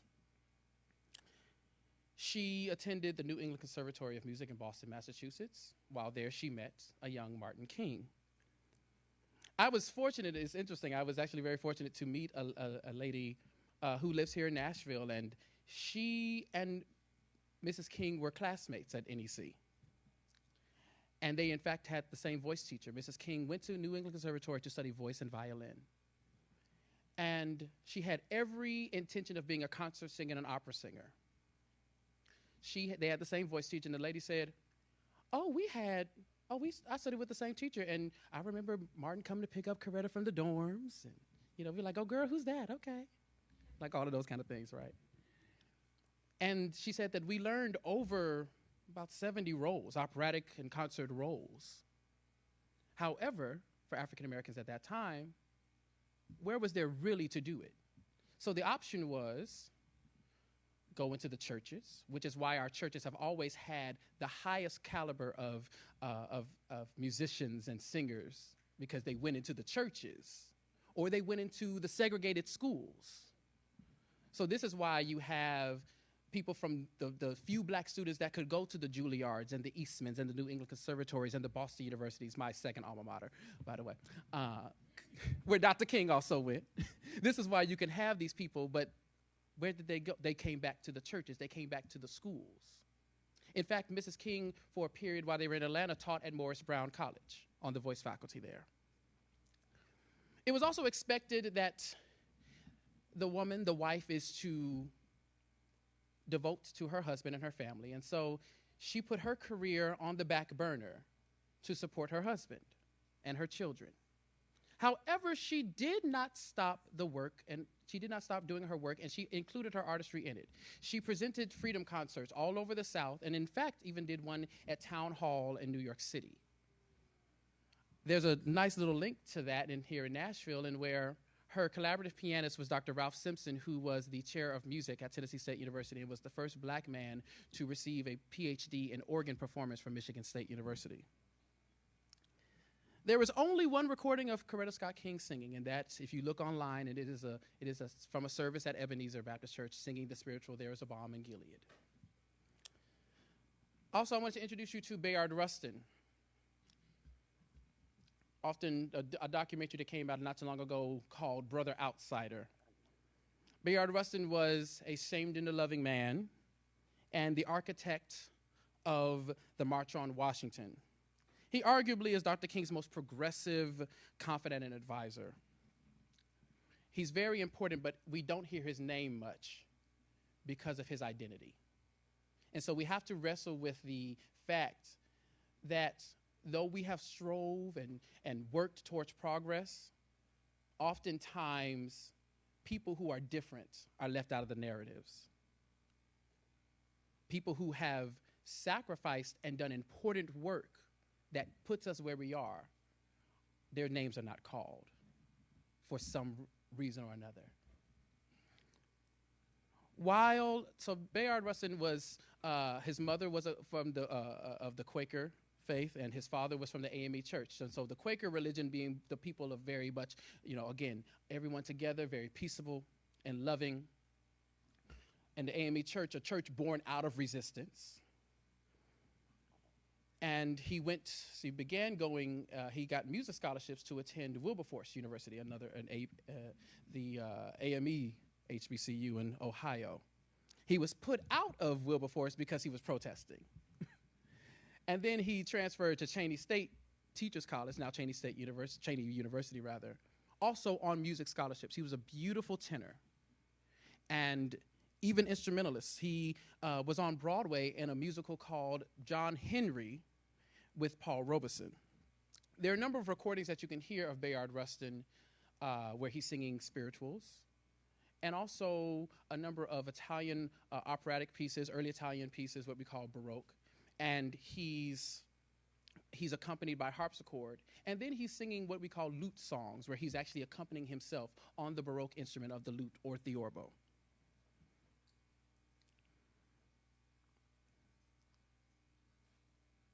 So in that tradition, understanding that these lines are threaded from piece to piece, again, we speak from eternity. Human beings have we can always feel the emotions, no matter what our experiences are. So someone who is not of your experience may feel what you feel. There's a Baroque song that says, "Flow, my tears, far from your springs, exiled, then let me rest no more." But then that same sentiment invokes, "Sometimes I feel like a motherless child, a long way from home." But you have to keep the hope and know that there is a balm in Gilead to make the wounded whole. There is a balm in Gilead to heal the sin-sick soul. So those are the people that we don't get to hear much about. Now, we know a lot of these other names. Aretha Franklin, that's my personal favorite singer of all time. We heard a little bit of Sam Cooke. The artists of Motown. Even the great contralto Marian Anderson, Nina Simone.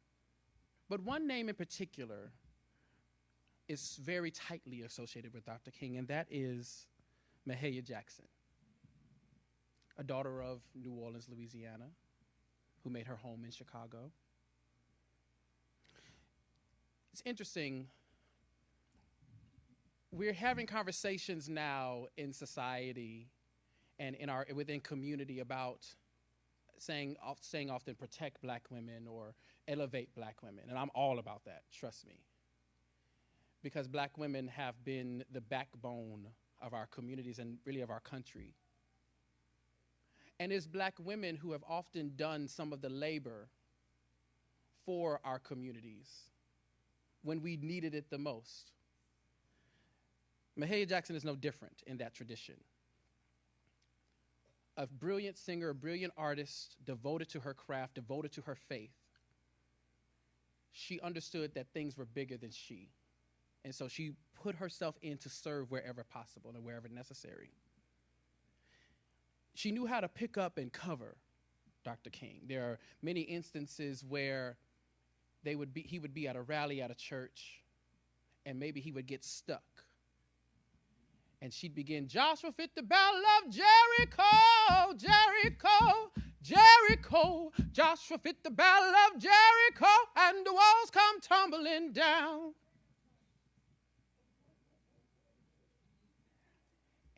And there's a video of it. You can actually see he's kind of stopped, and then she just does that, and she's like, "No more, I got you, Martin." We also hear of how in some of Dr. King's most desperate times, most depleted times, he would call Mahalia Jackson late at night, and she already knew what to do to lift his soul. Because again, the song that she sang, we may hear words in one way, but they're speaking rounds and levels that we can't even understand. You got a song that you sing, you got a holler that you do that don't nobody else get. Don't nobody else get that but you. But you need to hear it so that it can ignite and shift what is necessary for you. Again, let's just be real. We have to address the patriarchy in the room of that era and still today. The 1963 March on Washington for Jobs and Freedom, there were many women who were a part of putting that together. There were, as we would say, same-gender-loving or queer people who were a part of putting that together, as we've talked about with Brother Bayard Rustin. However, those people did not get to speak. Dorothy Height was sitting there. Ella Baker was sitting there. Fannie Lou Hamer was there. They all were there. But who got to touch the mic? Marian Anderson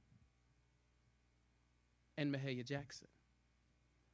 And in fact, it's Mahalia Jackson who, again, hears Dr. King, and you can hear a voice of strength, of authority, saying, tell him about the dream, Martin.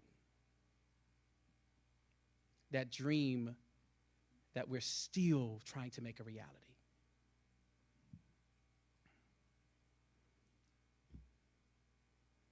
Precious Lord, take my hand, lead me on, let me stand. I am tired, I'm weak, I'm worn through the storm, through the night. Lead me on to the light. Take my hand, precious Lord, and lead your child right on home.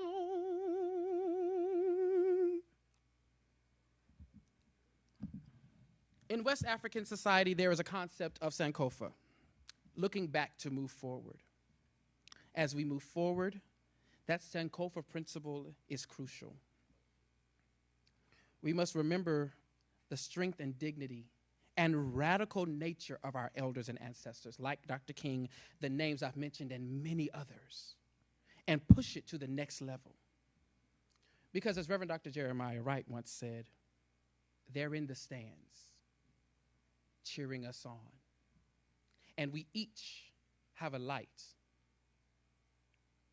that we use that light to illuminate our world and make it a better place.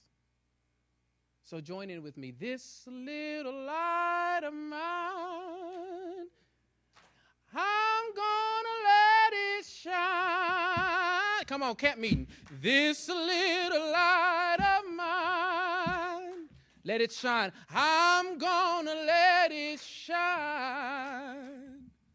This little light of mine, I'm gonna let it shine. Let it shine, let it shine, let it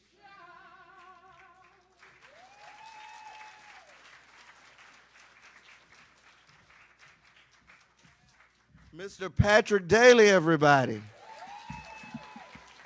We're gonna have a quick break, but let's celebrate all of our guests today. Cameron Mitchell, you'll be seeing more of him here at the National Museum of African American Music. Ms. Jonna Jackson, Mr. Dave Ragland. Yes, Mr. Yep, Christian Walker. Our accompanists, Ben Wansley and Dave Ragland. And give yourself a hand. Yes. We once again want to thank our sponsors, Pearl and Apple, for helping us put this event on. It is impossible to do things like this without good support. So we are so grateful for them. And also we want to shout out our CEO and acting president, Mr. Henry B. Hicks. Can you give him a hand as well? Our COO, Dion Brown. Woo! Yes, and all of the staff here at NMAAM. Stay tuned. We're going to go into a brief break, and we're going to have an amazing panel. Some of Nashville's premier voices in social activism here in Nashville, Tennessee. All right? Just give us a few minutes, and we'll get started for you. Commercial break. We thank you guys who are online for tuning in, and we thank you guys who are in the building. We are so grateful to have you. Did we not enjoy our presentation this morning? Yeah. Yes. Great artists and great intellectuals and educators that help us understand this storyline and celebrate this great day. So we decided that we wanted to have a panel discussion to talk about the drum major instinct speech. It's often a speech we don't really think about. It's one that we kind of sometimes even omit out of Dr. King's anthology. But we are happy today to have a real in-depth discussion about it. So I invite you, if you're online, to like, share, comment. If you even have a question, feel free to post it in the comment section. I'm watching as we go. All right? So I'm going to introduce our panelists. Can I bring them out? All right. I'm going to do it introduction by introduction. We have some amazing panelists today. All of them are experts in their field and experts in social justice, creative work, and how that applies to us today. I'm going to start with Miss Reverend Kelly X. is the pastor of the Village Church, an African-centered Christian church, Disciples of Christ, congregation in Madison, Tennessee, and the director of Racial Justice Ministries at Scarrett Bennett Center. Reverend X grew up on the south side of Chicago and attended Tennessee State University, where she earned a Bachelor of Science in Psychology in 2002. Reverend X became an active member of the Village Church in 1999. As it was the first community of faith she encountered that celebrates its African heritage while loving Jesus and actively answering God's call to the fight for justice for all of God's children. After nearly a decade of working with children and families living with mental illness and maneuvering the foster care system, Reverend X stepped deeper in her call to ministering by attending Vanderbilt University Divinity School, where she earned a Master's of Divinity in 2012. Moved by Psalms 150 and Romans 12:1, Reverend X has dedicated her life and inspires congregations to live lives of worship of God and service to the world. Can we give a hand to Reverend Kelly X? Yes. Our next is Dr. Marco Patton, a former member of the world-renowned Grammy Award-winning Fisk Jubilee Singers. Dr. Marco Jarrell Patton is a scholar who puts theory to practice. He has performed live and cut vocals for Chris Tomlin, Chris Stapleton, Mavis Staples, Rival Jones, Maren Morris, We the Kingdom, and even Quaver Ed, who's one of our partners, Shannon Sanders, and many others, as well as major films. He engages the industry as a creative and offers consultation to the industry.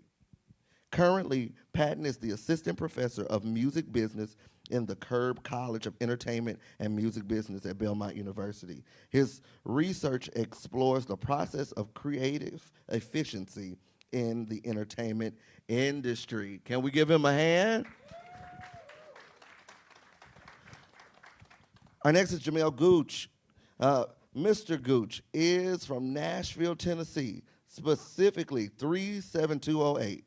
Which was deemed the highest incarcerated zip code in the country by the Brookings Institute. In 2015, Campbell Gooch graduated from Tennessee State University, where he dedicated his studies to researching his family lineage. 2 years of research landed him in 2 places. The first place was the Hermitage Plantation, owned by the 7th President of the United States, Andrew Jackson, and Goochland Plantation, owned by John Claiborne Gooch, the first son of William Gooch, founder of Goochland, Virginia. Campbell Gooch found that these men and their descendants, enslaved ancestors, left a legacy that has repercussions for both families. Jamil Gooch, I am tearing people's names up today. First ancestors arrived in Carolina Territory, now Middle Tennessee. He is also the founder and president of the Black Nashville Assembly. Can we give him a hand for that? He's also served on the Citizens Review Board and has served as a voice in this community for the least, the lost, and the left out. Can we give him a hand? Yes, yes, yes. We have some amazing panelists. Our last panelist is Dr. Aaron Marble. Can we give him a hand? Yes. He is a graduate of Xavier University. He's also attended American Baptist College. He is also the pastor of Jefferson Street Baptist Church. And he's another one of my preachers I go to listen to if you ever get a chance. Both him and Reverend X will leave you saying hallelujah. All right. Can we welcome our panelists today? Y'all, I have butchered bios today, but that's all right. We're going to keep going. I'm so excited to have you guys here. I think this panel represents the new face of Black Nashville. Everybody on this panel is a representation of some form of part of the community and sub-community. And I think that is something so powerful for us to represent as we dissect this homily. All right. I'm going to go ahead and go there. In Dr. King's speech, Drum Major Instinct, he encourages his congregants to become drum majors for peace, justice, and righteousness. Our aim today is that we hope to inspire action, encourage organizing, and ignite artistic innovation through this discussion. So, and whoever wants to jump at it first. What inspired you in this homily? What sticks out to you the most? Whoever would like to go first, and don't hold back. First, I want to say thank you for this opportunity just to be here in this space that I'm sorry that every time I come here, I'm just crying. I just cry. I remember the first time I came to visit the museum and mask on my face, thankful, because I just cried about how amazing my people are. Just the capacity to maintain our strength, our culture, our sense of humanity, and create really all the musical forms that are on this landform. So it's an honor to be here. One of the things that as I was getting dressed this morning, listening, let me put these in and listen, it was interesting to me how much time Dr. King spent on the desire for attention. This desire for shine, the desire to have things even, and that some of that desire comes out a sense of insecurity, a sense of not fully understanding the fullness of our own personal humanity. And so that was an interesting turn for me. I think about it as a preacher, as the one who writes sermons. How much time do we spend on the problem? He spent significant time on the problem, on the issue. But then when he moves into the solution, the issue, what I loved about it is this instance that moving from a space where you want to have all the shine be in front, that the way that we shine best is when we all do the work, and that there was space for all of us to lead. There's space for all of us to be drum majors when we understand that the role is service, that the goal is to do work. And so but for me, it was interesting that how much time he spent identifying that, and he identified it. And being a good preacher, he started with the person, and he moved into the institutions, into the system, and then he moves into the country. So he makes it big enough that when you listen to it, you can see how you then operate in that. And I think that's something, when I think about white supremacy within this country, we can often talk about it as just this external thing, but we also have to work through the ways that white supremacy has been internalized so that we can dismantle that. And as we dismantle it in ourselves, we can then attack that in systems and in institutions. Woo! We already kicking, all right? Yes. Someone else? Yeah, I'm going to hop in there. That was really good. I just want to build on that, Pastor X, is to say that when I think, and this is what grabbed me when I kind of got into the moment, and by the way, thank you, Byron, for just the opportunity to be with NMAAM and to be in front of you all. I find it interesting, this conversation of drum major, right, this instinct. And when you talk about dismantling racism and injustice, it's chaotic. Right, and what we know even in nature, right, the laws of nature suggest that things tend to move into disorder and chaos. That's the natural happening of things. So when you try to undo wrong, right, part of the conversation is you've got to be disruptive. It is disruptive. The conversation of being a drum major, for all things discussed and that we will discuss, is about having the audacity, right, the gall to say, we're going to do something a little different here. It is disruptive. But in it being disruptive, there's an opportunity for it to be redeemed, right? The maturation of knowing, no, if there's nobody going to speak, it's going to be me. If nobody's going to do it, I'll be the first to do it. But understanding within reason, within self, within community, that there's a greater purpose calling you to really break up status quo. That's what sticks to me. All right. Yes, sir. I am a student of history. When I graduated from Tennessee State University, I graduated with a history degree. And so I think the first thing that grabbed me is who King was. When I was reading the speech, I'm thinking about who he is in that moment. And I'm coming into the realization that he has come out against the war. He is against colonization. He's an anti-capitalist.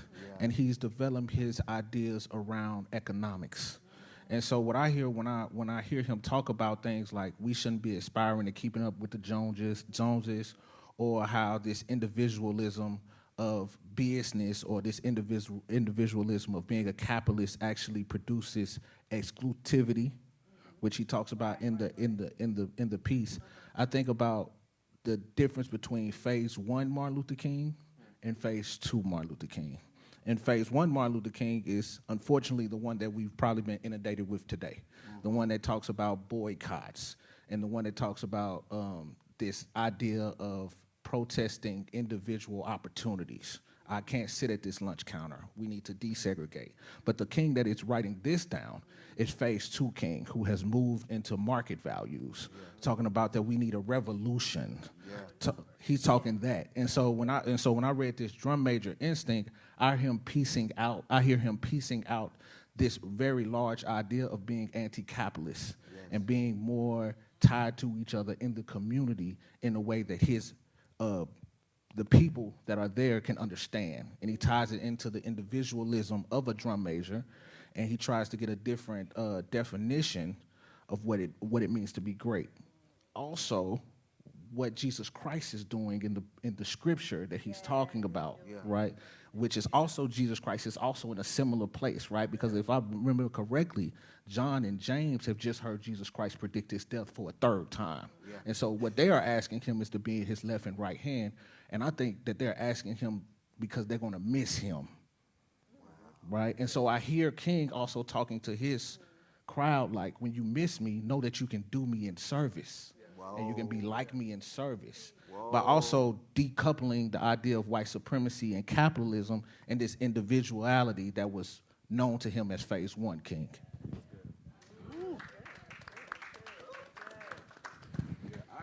I echo the thanks of the opportunity of being here today and appreciate all of the perspectives of our panelists. I think one thing that centers me around King that I think sometimes is lost is the creativity of preaching and what the public speaker and preacher has meant to the black community. And that while we acknowledge his growth as it relates to tactics and strategy in ways in which he thought about identifying justice. He told us one time, I think I've brought my people into a burning house.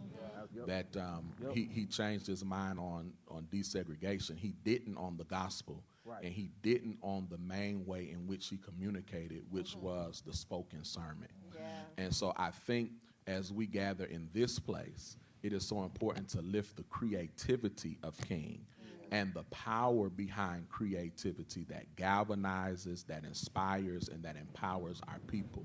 Whether it's music, whether it's spoken word, whether it's art, we are a creative people, and that spirit of creativity has helped us, has guided us, and has sheltered us to continue to do this work even until now. And so we still find inspiration in so many art forms, but I think we forget that spoken word, that preaching, that sermon was a creative art form that I don't think many have ever duplicated in the way that Dr. King has. I want to add one thing, because when Jamel talked about him being an anti-capitalist, one of the things I was interested in the sermon is how quiet it was.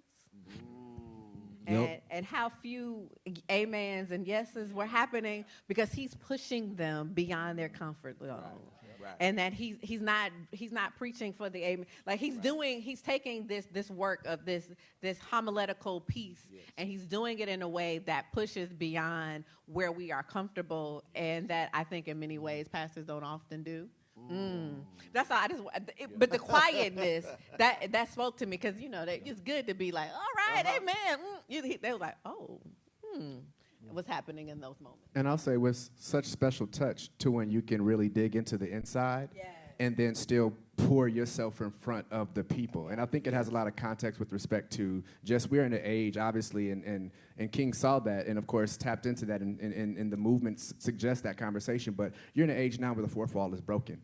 And so because of that, it's let's deal with this problem, but it's not a you thing. It's a me thing. And to the extent where I see myself in that moment, and I see you as a leader, King, I see you as a change agent, but wow, I'm really dealing with me right now on stage. And to be able to have that rhetoric to say, hey, this is an issue that I first see myself in, and I'm not quite comfortable with that moment, I think is really bespeaking of just what leadership looks like when it's disruptive and really ripe for change. Disruptive leadership. And even when we kind of get into this first part of this sermon, we call it a homily, but I grew up good and Baptist. It's a sermon. It's the wood. We start with this idea of everybody wants to be first. And I think, and me listening to it the first time, I was like, and I was introduced to it by my dad, but the time I'm now really, really listening, I was like, where is he going with this? How do we get from individual, rephrasing the question because you guys already went there. How do we get from individual leadership of self to individual organizer of people? Same question, just different perspective. I think that's in a couple of different manners. My first thought is like collective power, right?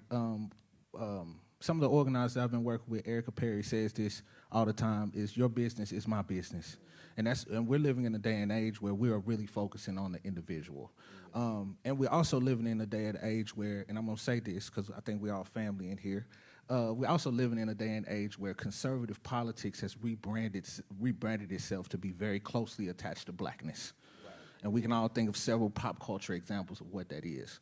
And so I think like the way that we even organize and come to a position of collective power is having conversations amongst each other about what our problems are, really getting to the core. We call the grassroots of the problem, which we call radical. That's what Ella Baker calls radical. But really radically looking at what our problem and also presenting radical solutions. If we can give one example just real fast of like in Nashville right now, right, we are talking about the Titan Stadium, right? And we know that the way that they're going to build the Titan Stadium is going to be, the majority of us are going to pay the majority of the ticket for the Titan Stadium, right? But when we think about what that means as far as what our local government means to us, right, that they're willing to charge us all more for a Titan Stadium and not willing to fully fund education, I think that's when we start talking about, when we're dealing with that realism, then we can start building that collective power that unseats the individual, which really upsets the status quo, which is, I think, what King is trying to get to even in this piece, collective power. Make the individual small, and let's get to a place where we can all feel powerful enough to disrupt the status quo and have that revolution that he talks about in Community or Chaos. Yep. I think this desire to be first, and James and John's desire to be seated in positions of power, speaks to a real issue that we have, and that is that I don't think we really desire liberation for everybody. We really don't want communal power and collective power. We just want to be able to do what white people do. Talk that. We just want to be able to have the same privilege and power that we have seen the oppressor exert on us. And this is the challenge that we have, that push to be first, to have power. We forget about our brother and our sister.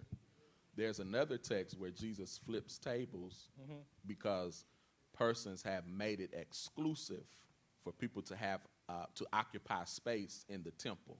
Place that was meant for everybody has now been excluded to a few who can afford to be there and afford to purchase the sacrifice. And Jesus flipped those tables.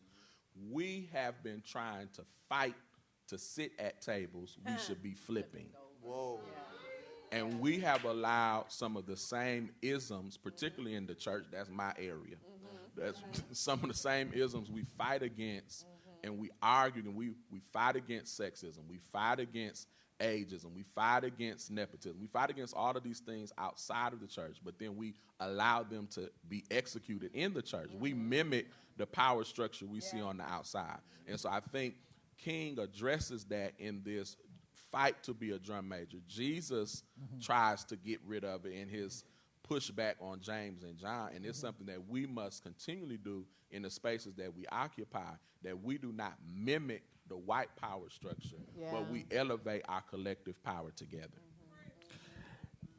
I was gonna say, and King even addresses the exclusivity in the sermon. I think he calls it snobbish exclusivism. You know what I'm saying? And I think he also calls folks that aspire to the uncontrollable drum major as an influence peddler. And so I just wanted to give some of that. Yes. And if you're wondering, because every preacher is supposed to take a good text, especially if you're Baptist, you got to take your text.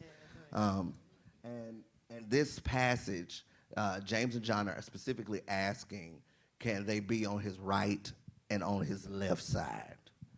And this is an interesting perspective, because there were 12 disciples, and 2 out of 12 walk up and ask one, can they be on their right and their left side? So I'm so excited that you guys brought that. Did you guys have any feedback on that? Yeah, I was just going to say really quickly, too, even in the text, when you talk about that moment, I think that it also, in many ways, when the question was asked, can we be on your left and right side, it negates the conversation of sacrifice and work that was done ahead of time. And it was the assumption where Christ came back and said, well, you know, do you know basically that you're going to have to deal with these things? You're going to have to experience a lot of sacrifice when it comes out of it. And they said, well, we can. So it's like we're ready, but it's this notion of getting too close to the power, to where you lose sense of the work, and you gain this extra I would say even gall, right? Just this notion that, no, I belong here. I've seen it enough. I might not have worked it enough, but I've seen it enough. There's this closeness to it that I take for granted. And it was that moment that I think that we can get into that arrogant feeling of like, oh my goodness, I'm not just disrupting the outside. I'm also having to disrupt what's going on in the inside. And my God, was Jesus not a mediator in that moment to say, no, you're not necessarily quite wrong in this, but this is not your business. It's the work first. Yeah, yeah. One of the things that I hate to quote Paul.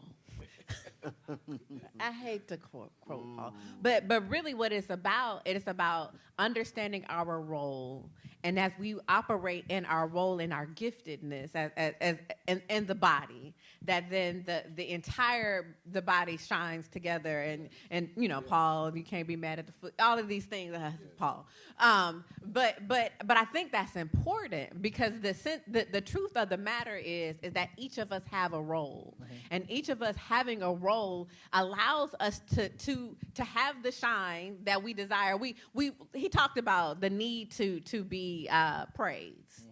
And that being a natural need, and a need that happens from birth, right? Yes. And so, and that is not wrong. It's not wrong. But what happens is when you allow your need for praise to become higher than your need to better the body, now you out of whack. You out of source. And so, being able to appreciate and to show love and appreciation for those who do the difficult work. And so, I'm gonna have to say this: there weren't just 12 disciples. I have to. There were the 12, but there were also the women, because remember that the 12 didn't show up at the cross. But the women were the ones who were there all the way through. The women, remember, the women are the ones who did the work, who spent their money and made sure that they had something to eat. So we got to remember the women. And so what I'm saying is that in this work that we do, that we don't just need to Wild King is also the voice. The amazing, the intellectual genius. This brother got his PhD before he was 30. Yeah. Let's not even trip about it, right? Yeah. Like he graduated high school at 16. He plays around in college. Yeah. He's got them C grades. Like he's chilling in college. You know what I'm saying? And then turns around and just like, you know what, I'm gonna do this, right? He's amazing. However, it's not just that. There were so many other pieces, so many other folks doing this work, and remembering that we've got to find our niche and do it, shine or no shine. But I think that lends itself to at least the popular current imagery of a drum major. True. That if we take the aristocrat of bands drum major, or we take the sonic boom of the South's drum major, they would look foolish being a drum major alone. Right. But when the drum major has the band behind them, it makes sense. And they have to organize that woodwind. They have to organize that brass section. They have to organize that drum line. So what would be unorganized, chaotic, all over the place goals and interests, the drum major rallies that to make sure the band can go forward. And I think that's historically a part of the movement we have missed.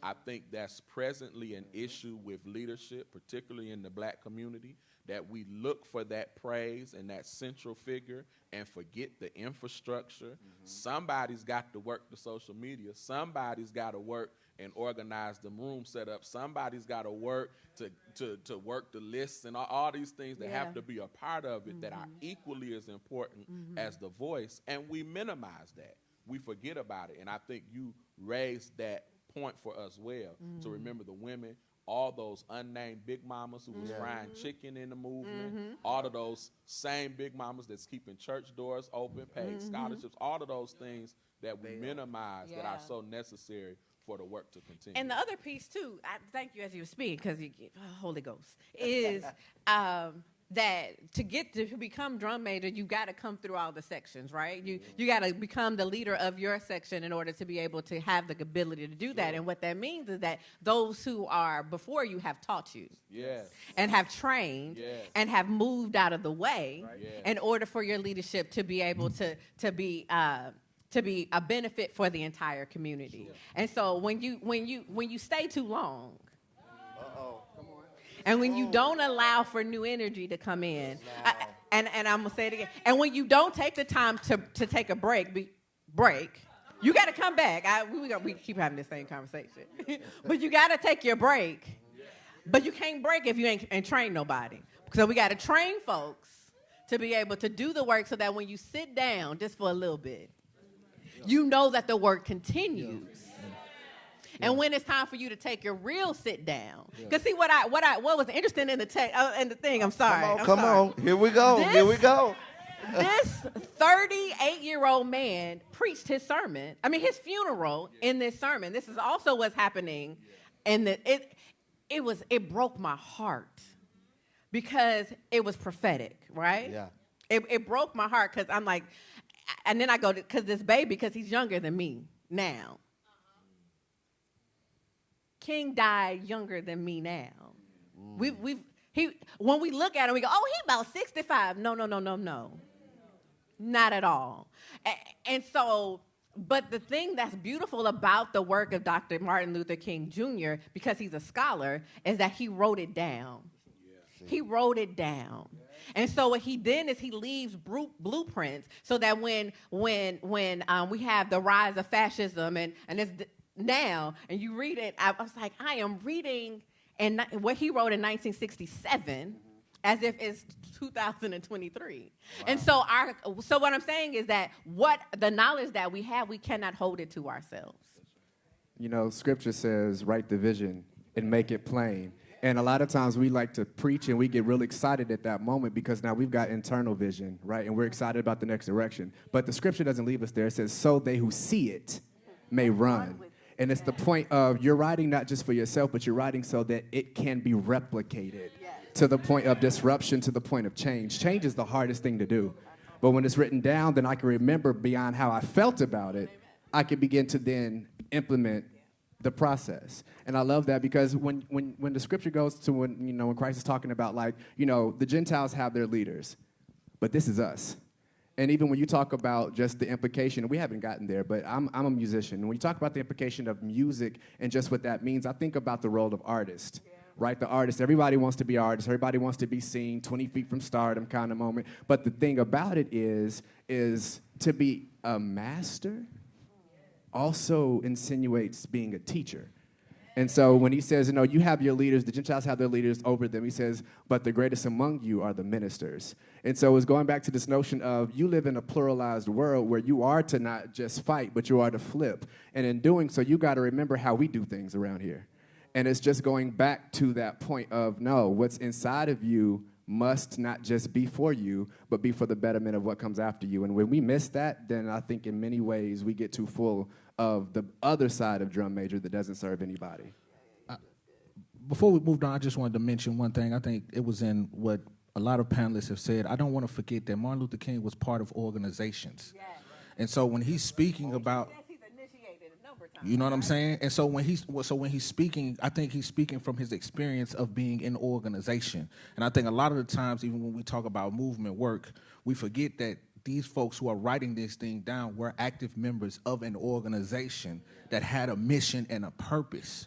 So for everybody who was listening today, I just want to call you and challenge you to join an organization, because we can't fix some of these problems. We can't flip the tables. We can't do the leadership training unless it is part of an organized struggle.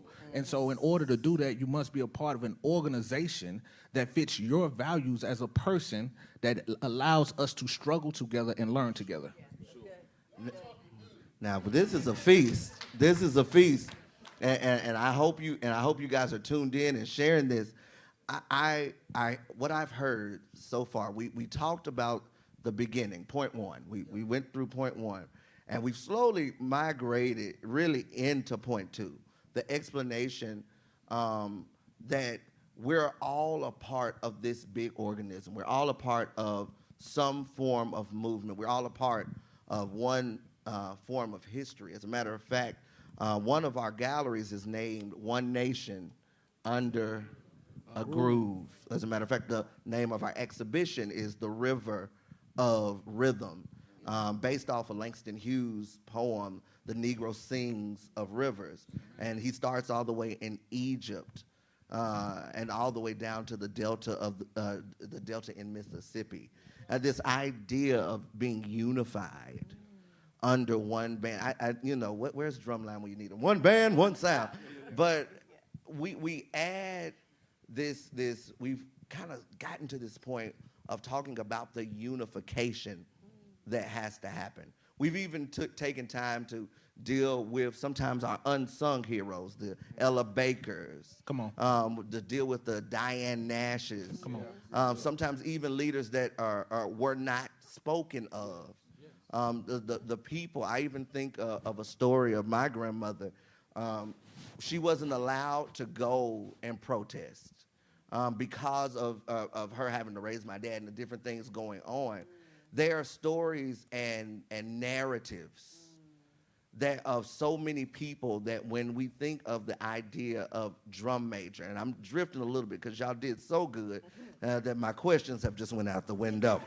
But the idea of drum major, can you compare that to modern day organizing?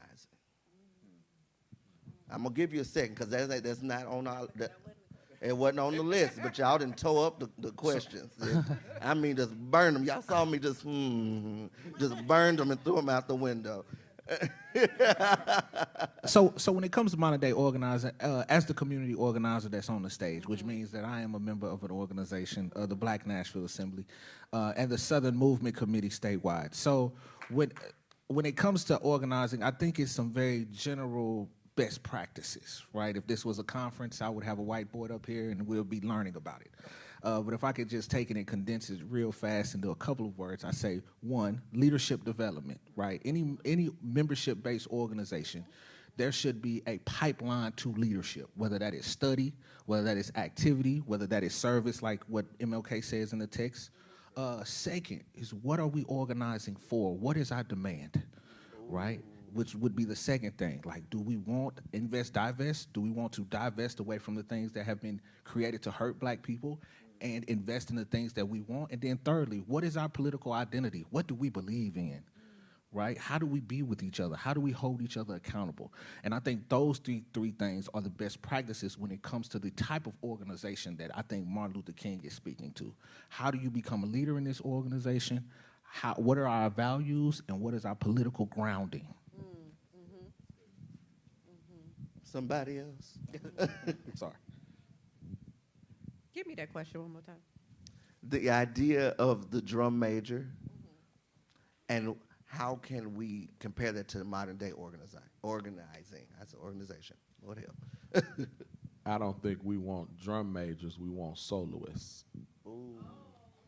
We have a lot of people who want result without process, who want notoriety without work, and who, to Kelly X's point earlier, desire and seek that praise, even if it means the body is neglected. And so I think that is one major issue that prevents us from sitting and learning in leadership development, that prevents us from having shared leadership and collaboration of goals, because we want to be soloists. And we have to tear down that mentality if we're going to advance as a community. And that idea of being a soloist, I can't say that word, sorry, I'm Southern, is also based in the white supremacy that Kelly X, that Reverend brought up earlier. And I think like what we talked about is like decoupling that, like deplatforming the idea of white supremacy in the individual. That's right. Yeah. I like to add to that too, particularly from an artistic standpoint. I think oftentimes we're all excited about our message, but let's put it in context. If you were to be an artist and you were to write a song about change and you were to put it out on your indie platforms, realizing that you can use Spotify, iTunes, whatever your flavor of choice is, right?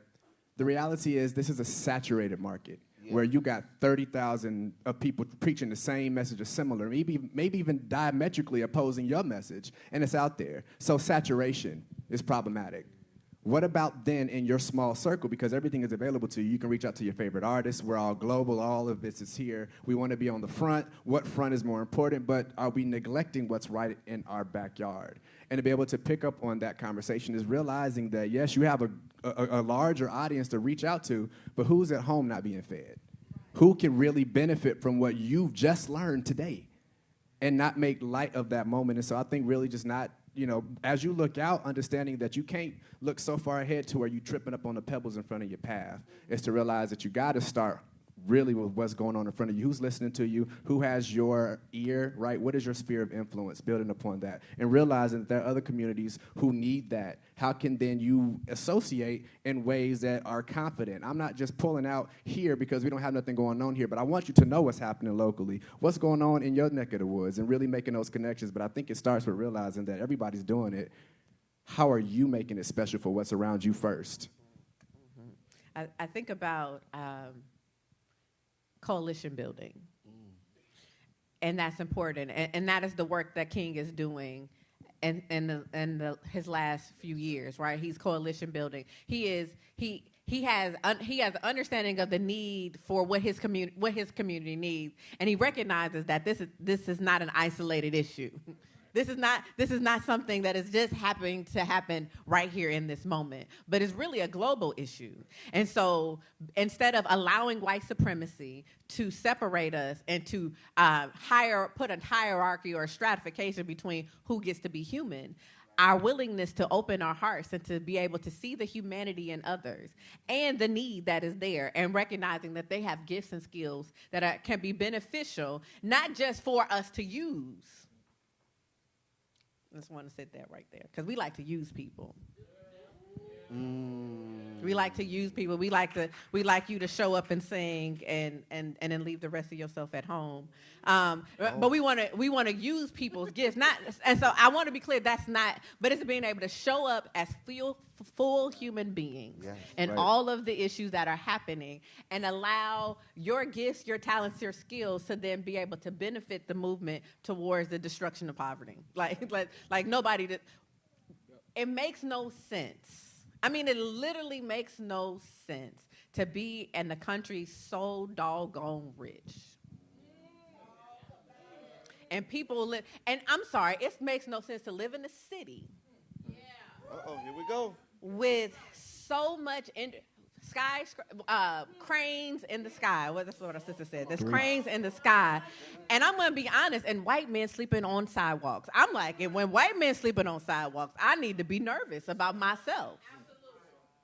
And so this idea, and to be the it city. And so what it is that we have to then remember our humanity, have senses of compassion and empathy, have accountability and reciprocity. Let's not get that twisted either. That I need you to see my humanity as I see your humanity as well. And being able to remember that the margins need to become the center. And how do we make the center bigger? Flip over them tables, build new tables. Maybe we need benches. I don't know. Maybe, And so for me, it's coalition building. Woo. All right. On the next episode of Down to the NMAAM, you will see. Down to the NMAAM. I've been so blessed to hear the various perspectives. I often say, if you're just looking from your perspective, you haven't seen the whole picture. As a matter of fact, if you, my father, who's in the back, he always taught me, even as a minister myself, when you're reading scripture, do not just read it as if it's today. Read it from the time period, see how it applies today, see if things can apply today, and what that means today. And we're not, and regardless of your religious perspective, I think hearing these various leaders help us figure out how to move forward. To not just celebrate Dr. King and then stop. Take the one day. We often celebrate innovators after they're gone.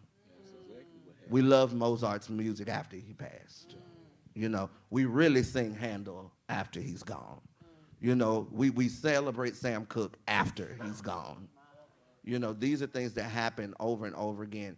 And so what we want to do here at NMAAM, we try to educate the world, preserve the legacy, and celebrate the roles African Americans have made in the soundtrack. But the soundtrack is not just shaped by musicians. It's shaped by history.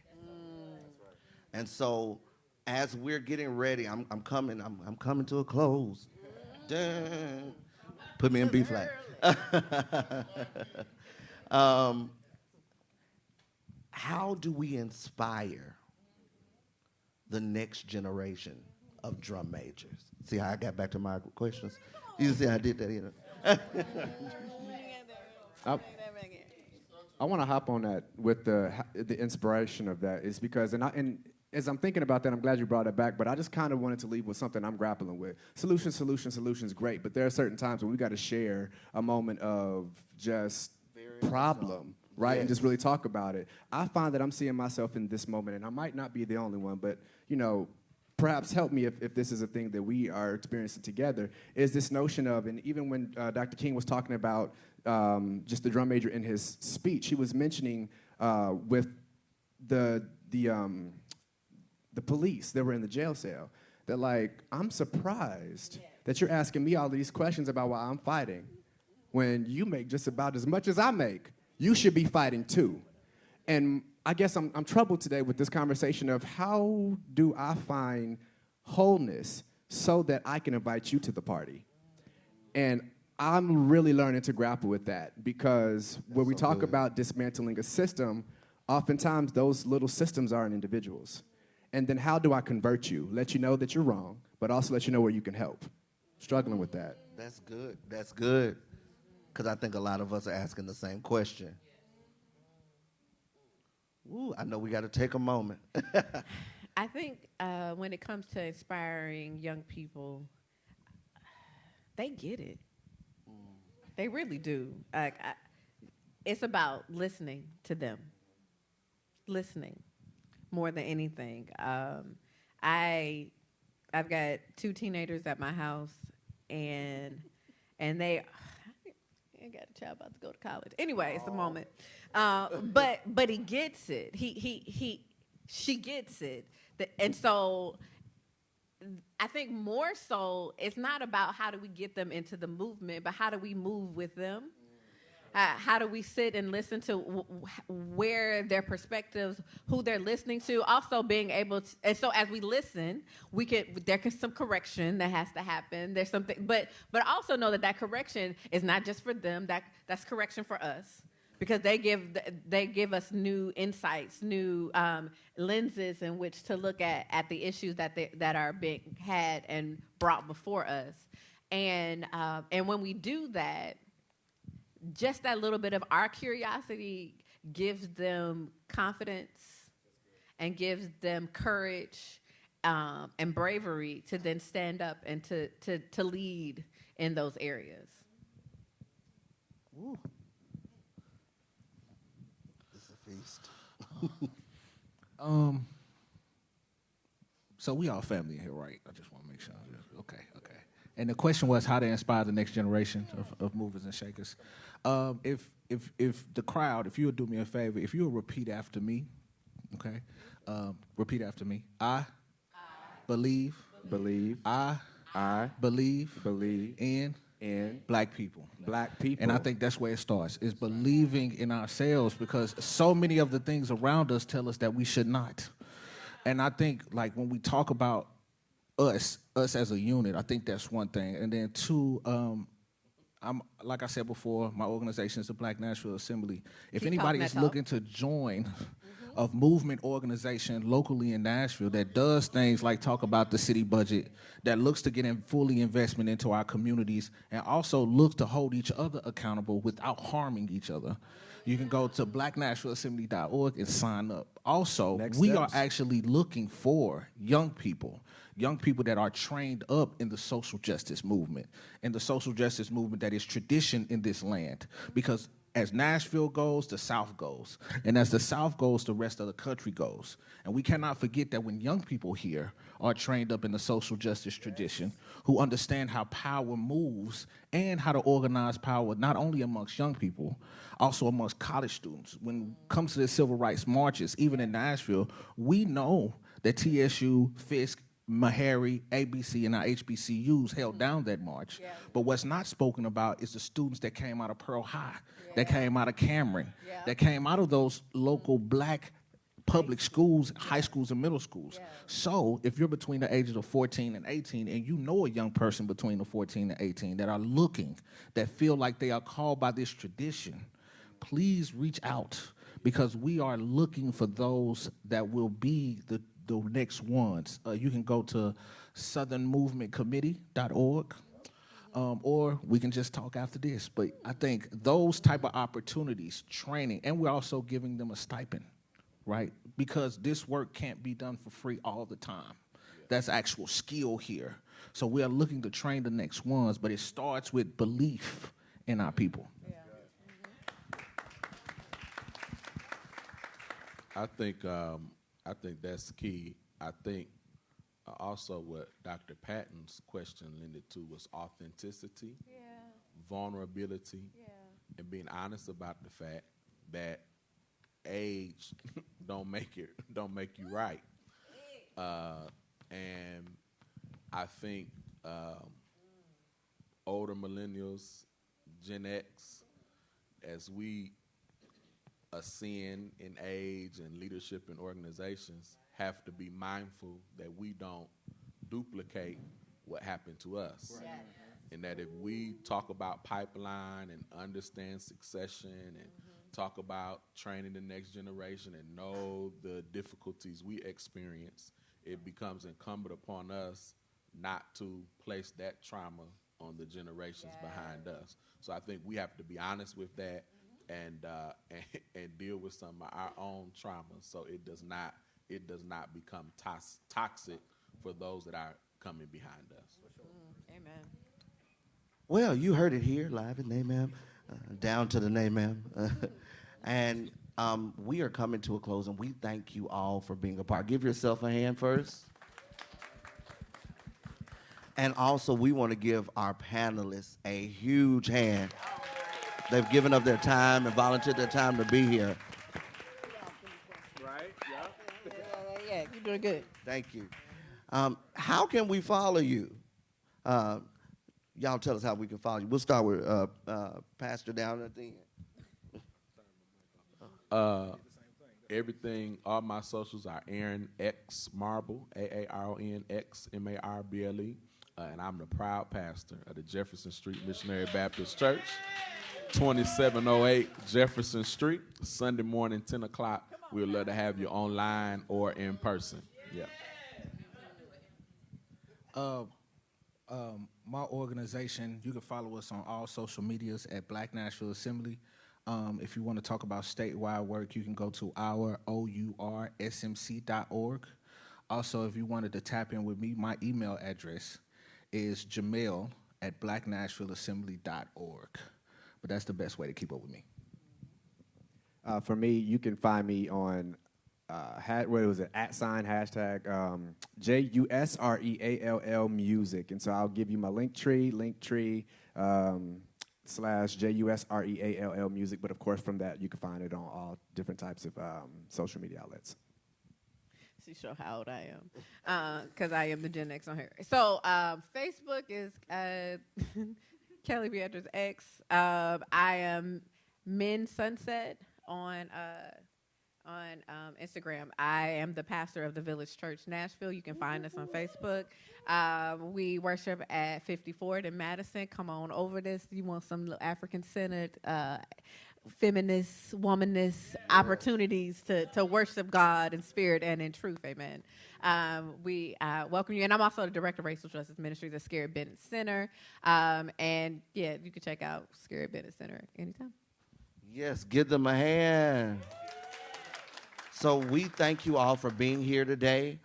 We want you to continue to follow these panelists. They are amazing. I love each and every one of them. And also, if you would like to be a part of what's happening here at NMAAM, follow us on the NMAAM, all right? There's a lot of great programming coming up. We have our new exhibit called This is Hip Hop. How many of you know that hip hop turns 50 this year, all right? Yes, yes. So all year long, we're going to be celebrating the role hip hop has played in the American soundtrack, and we want you all to be a part of it. So stay tuned, and thank you so much for attending a Drum Major for Justice, our MLK celebration. All right? All right. Thank you so much, and you all have a wonderful, wonderful MLK Day.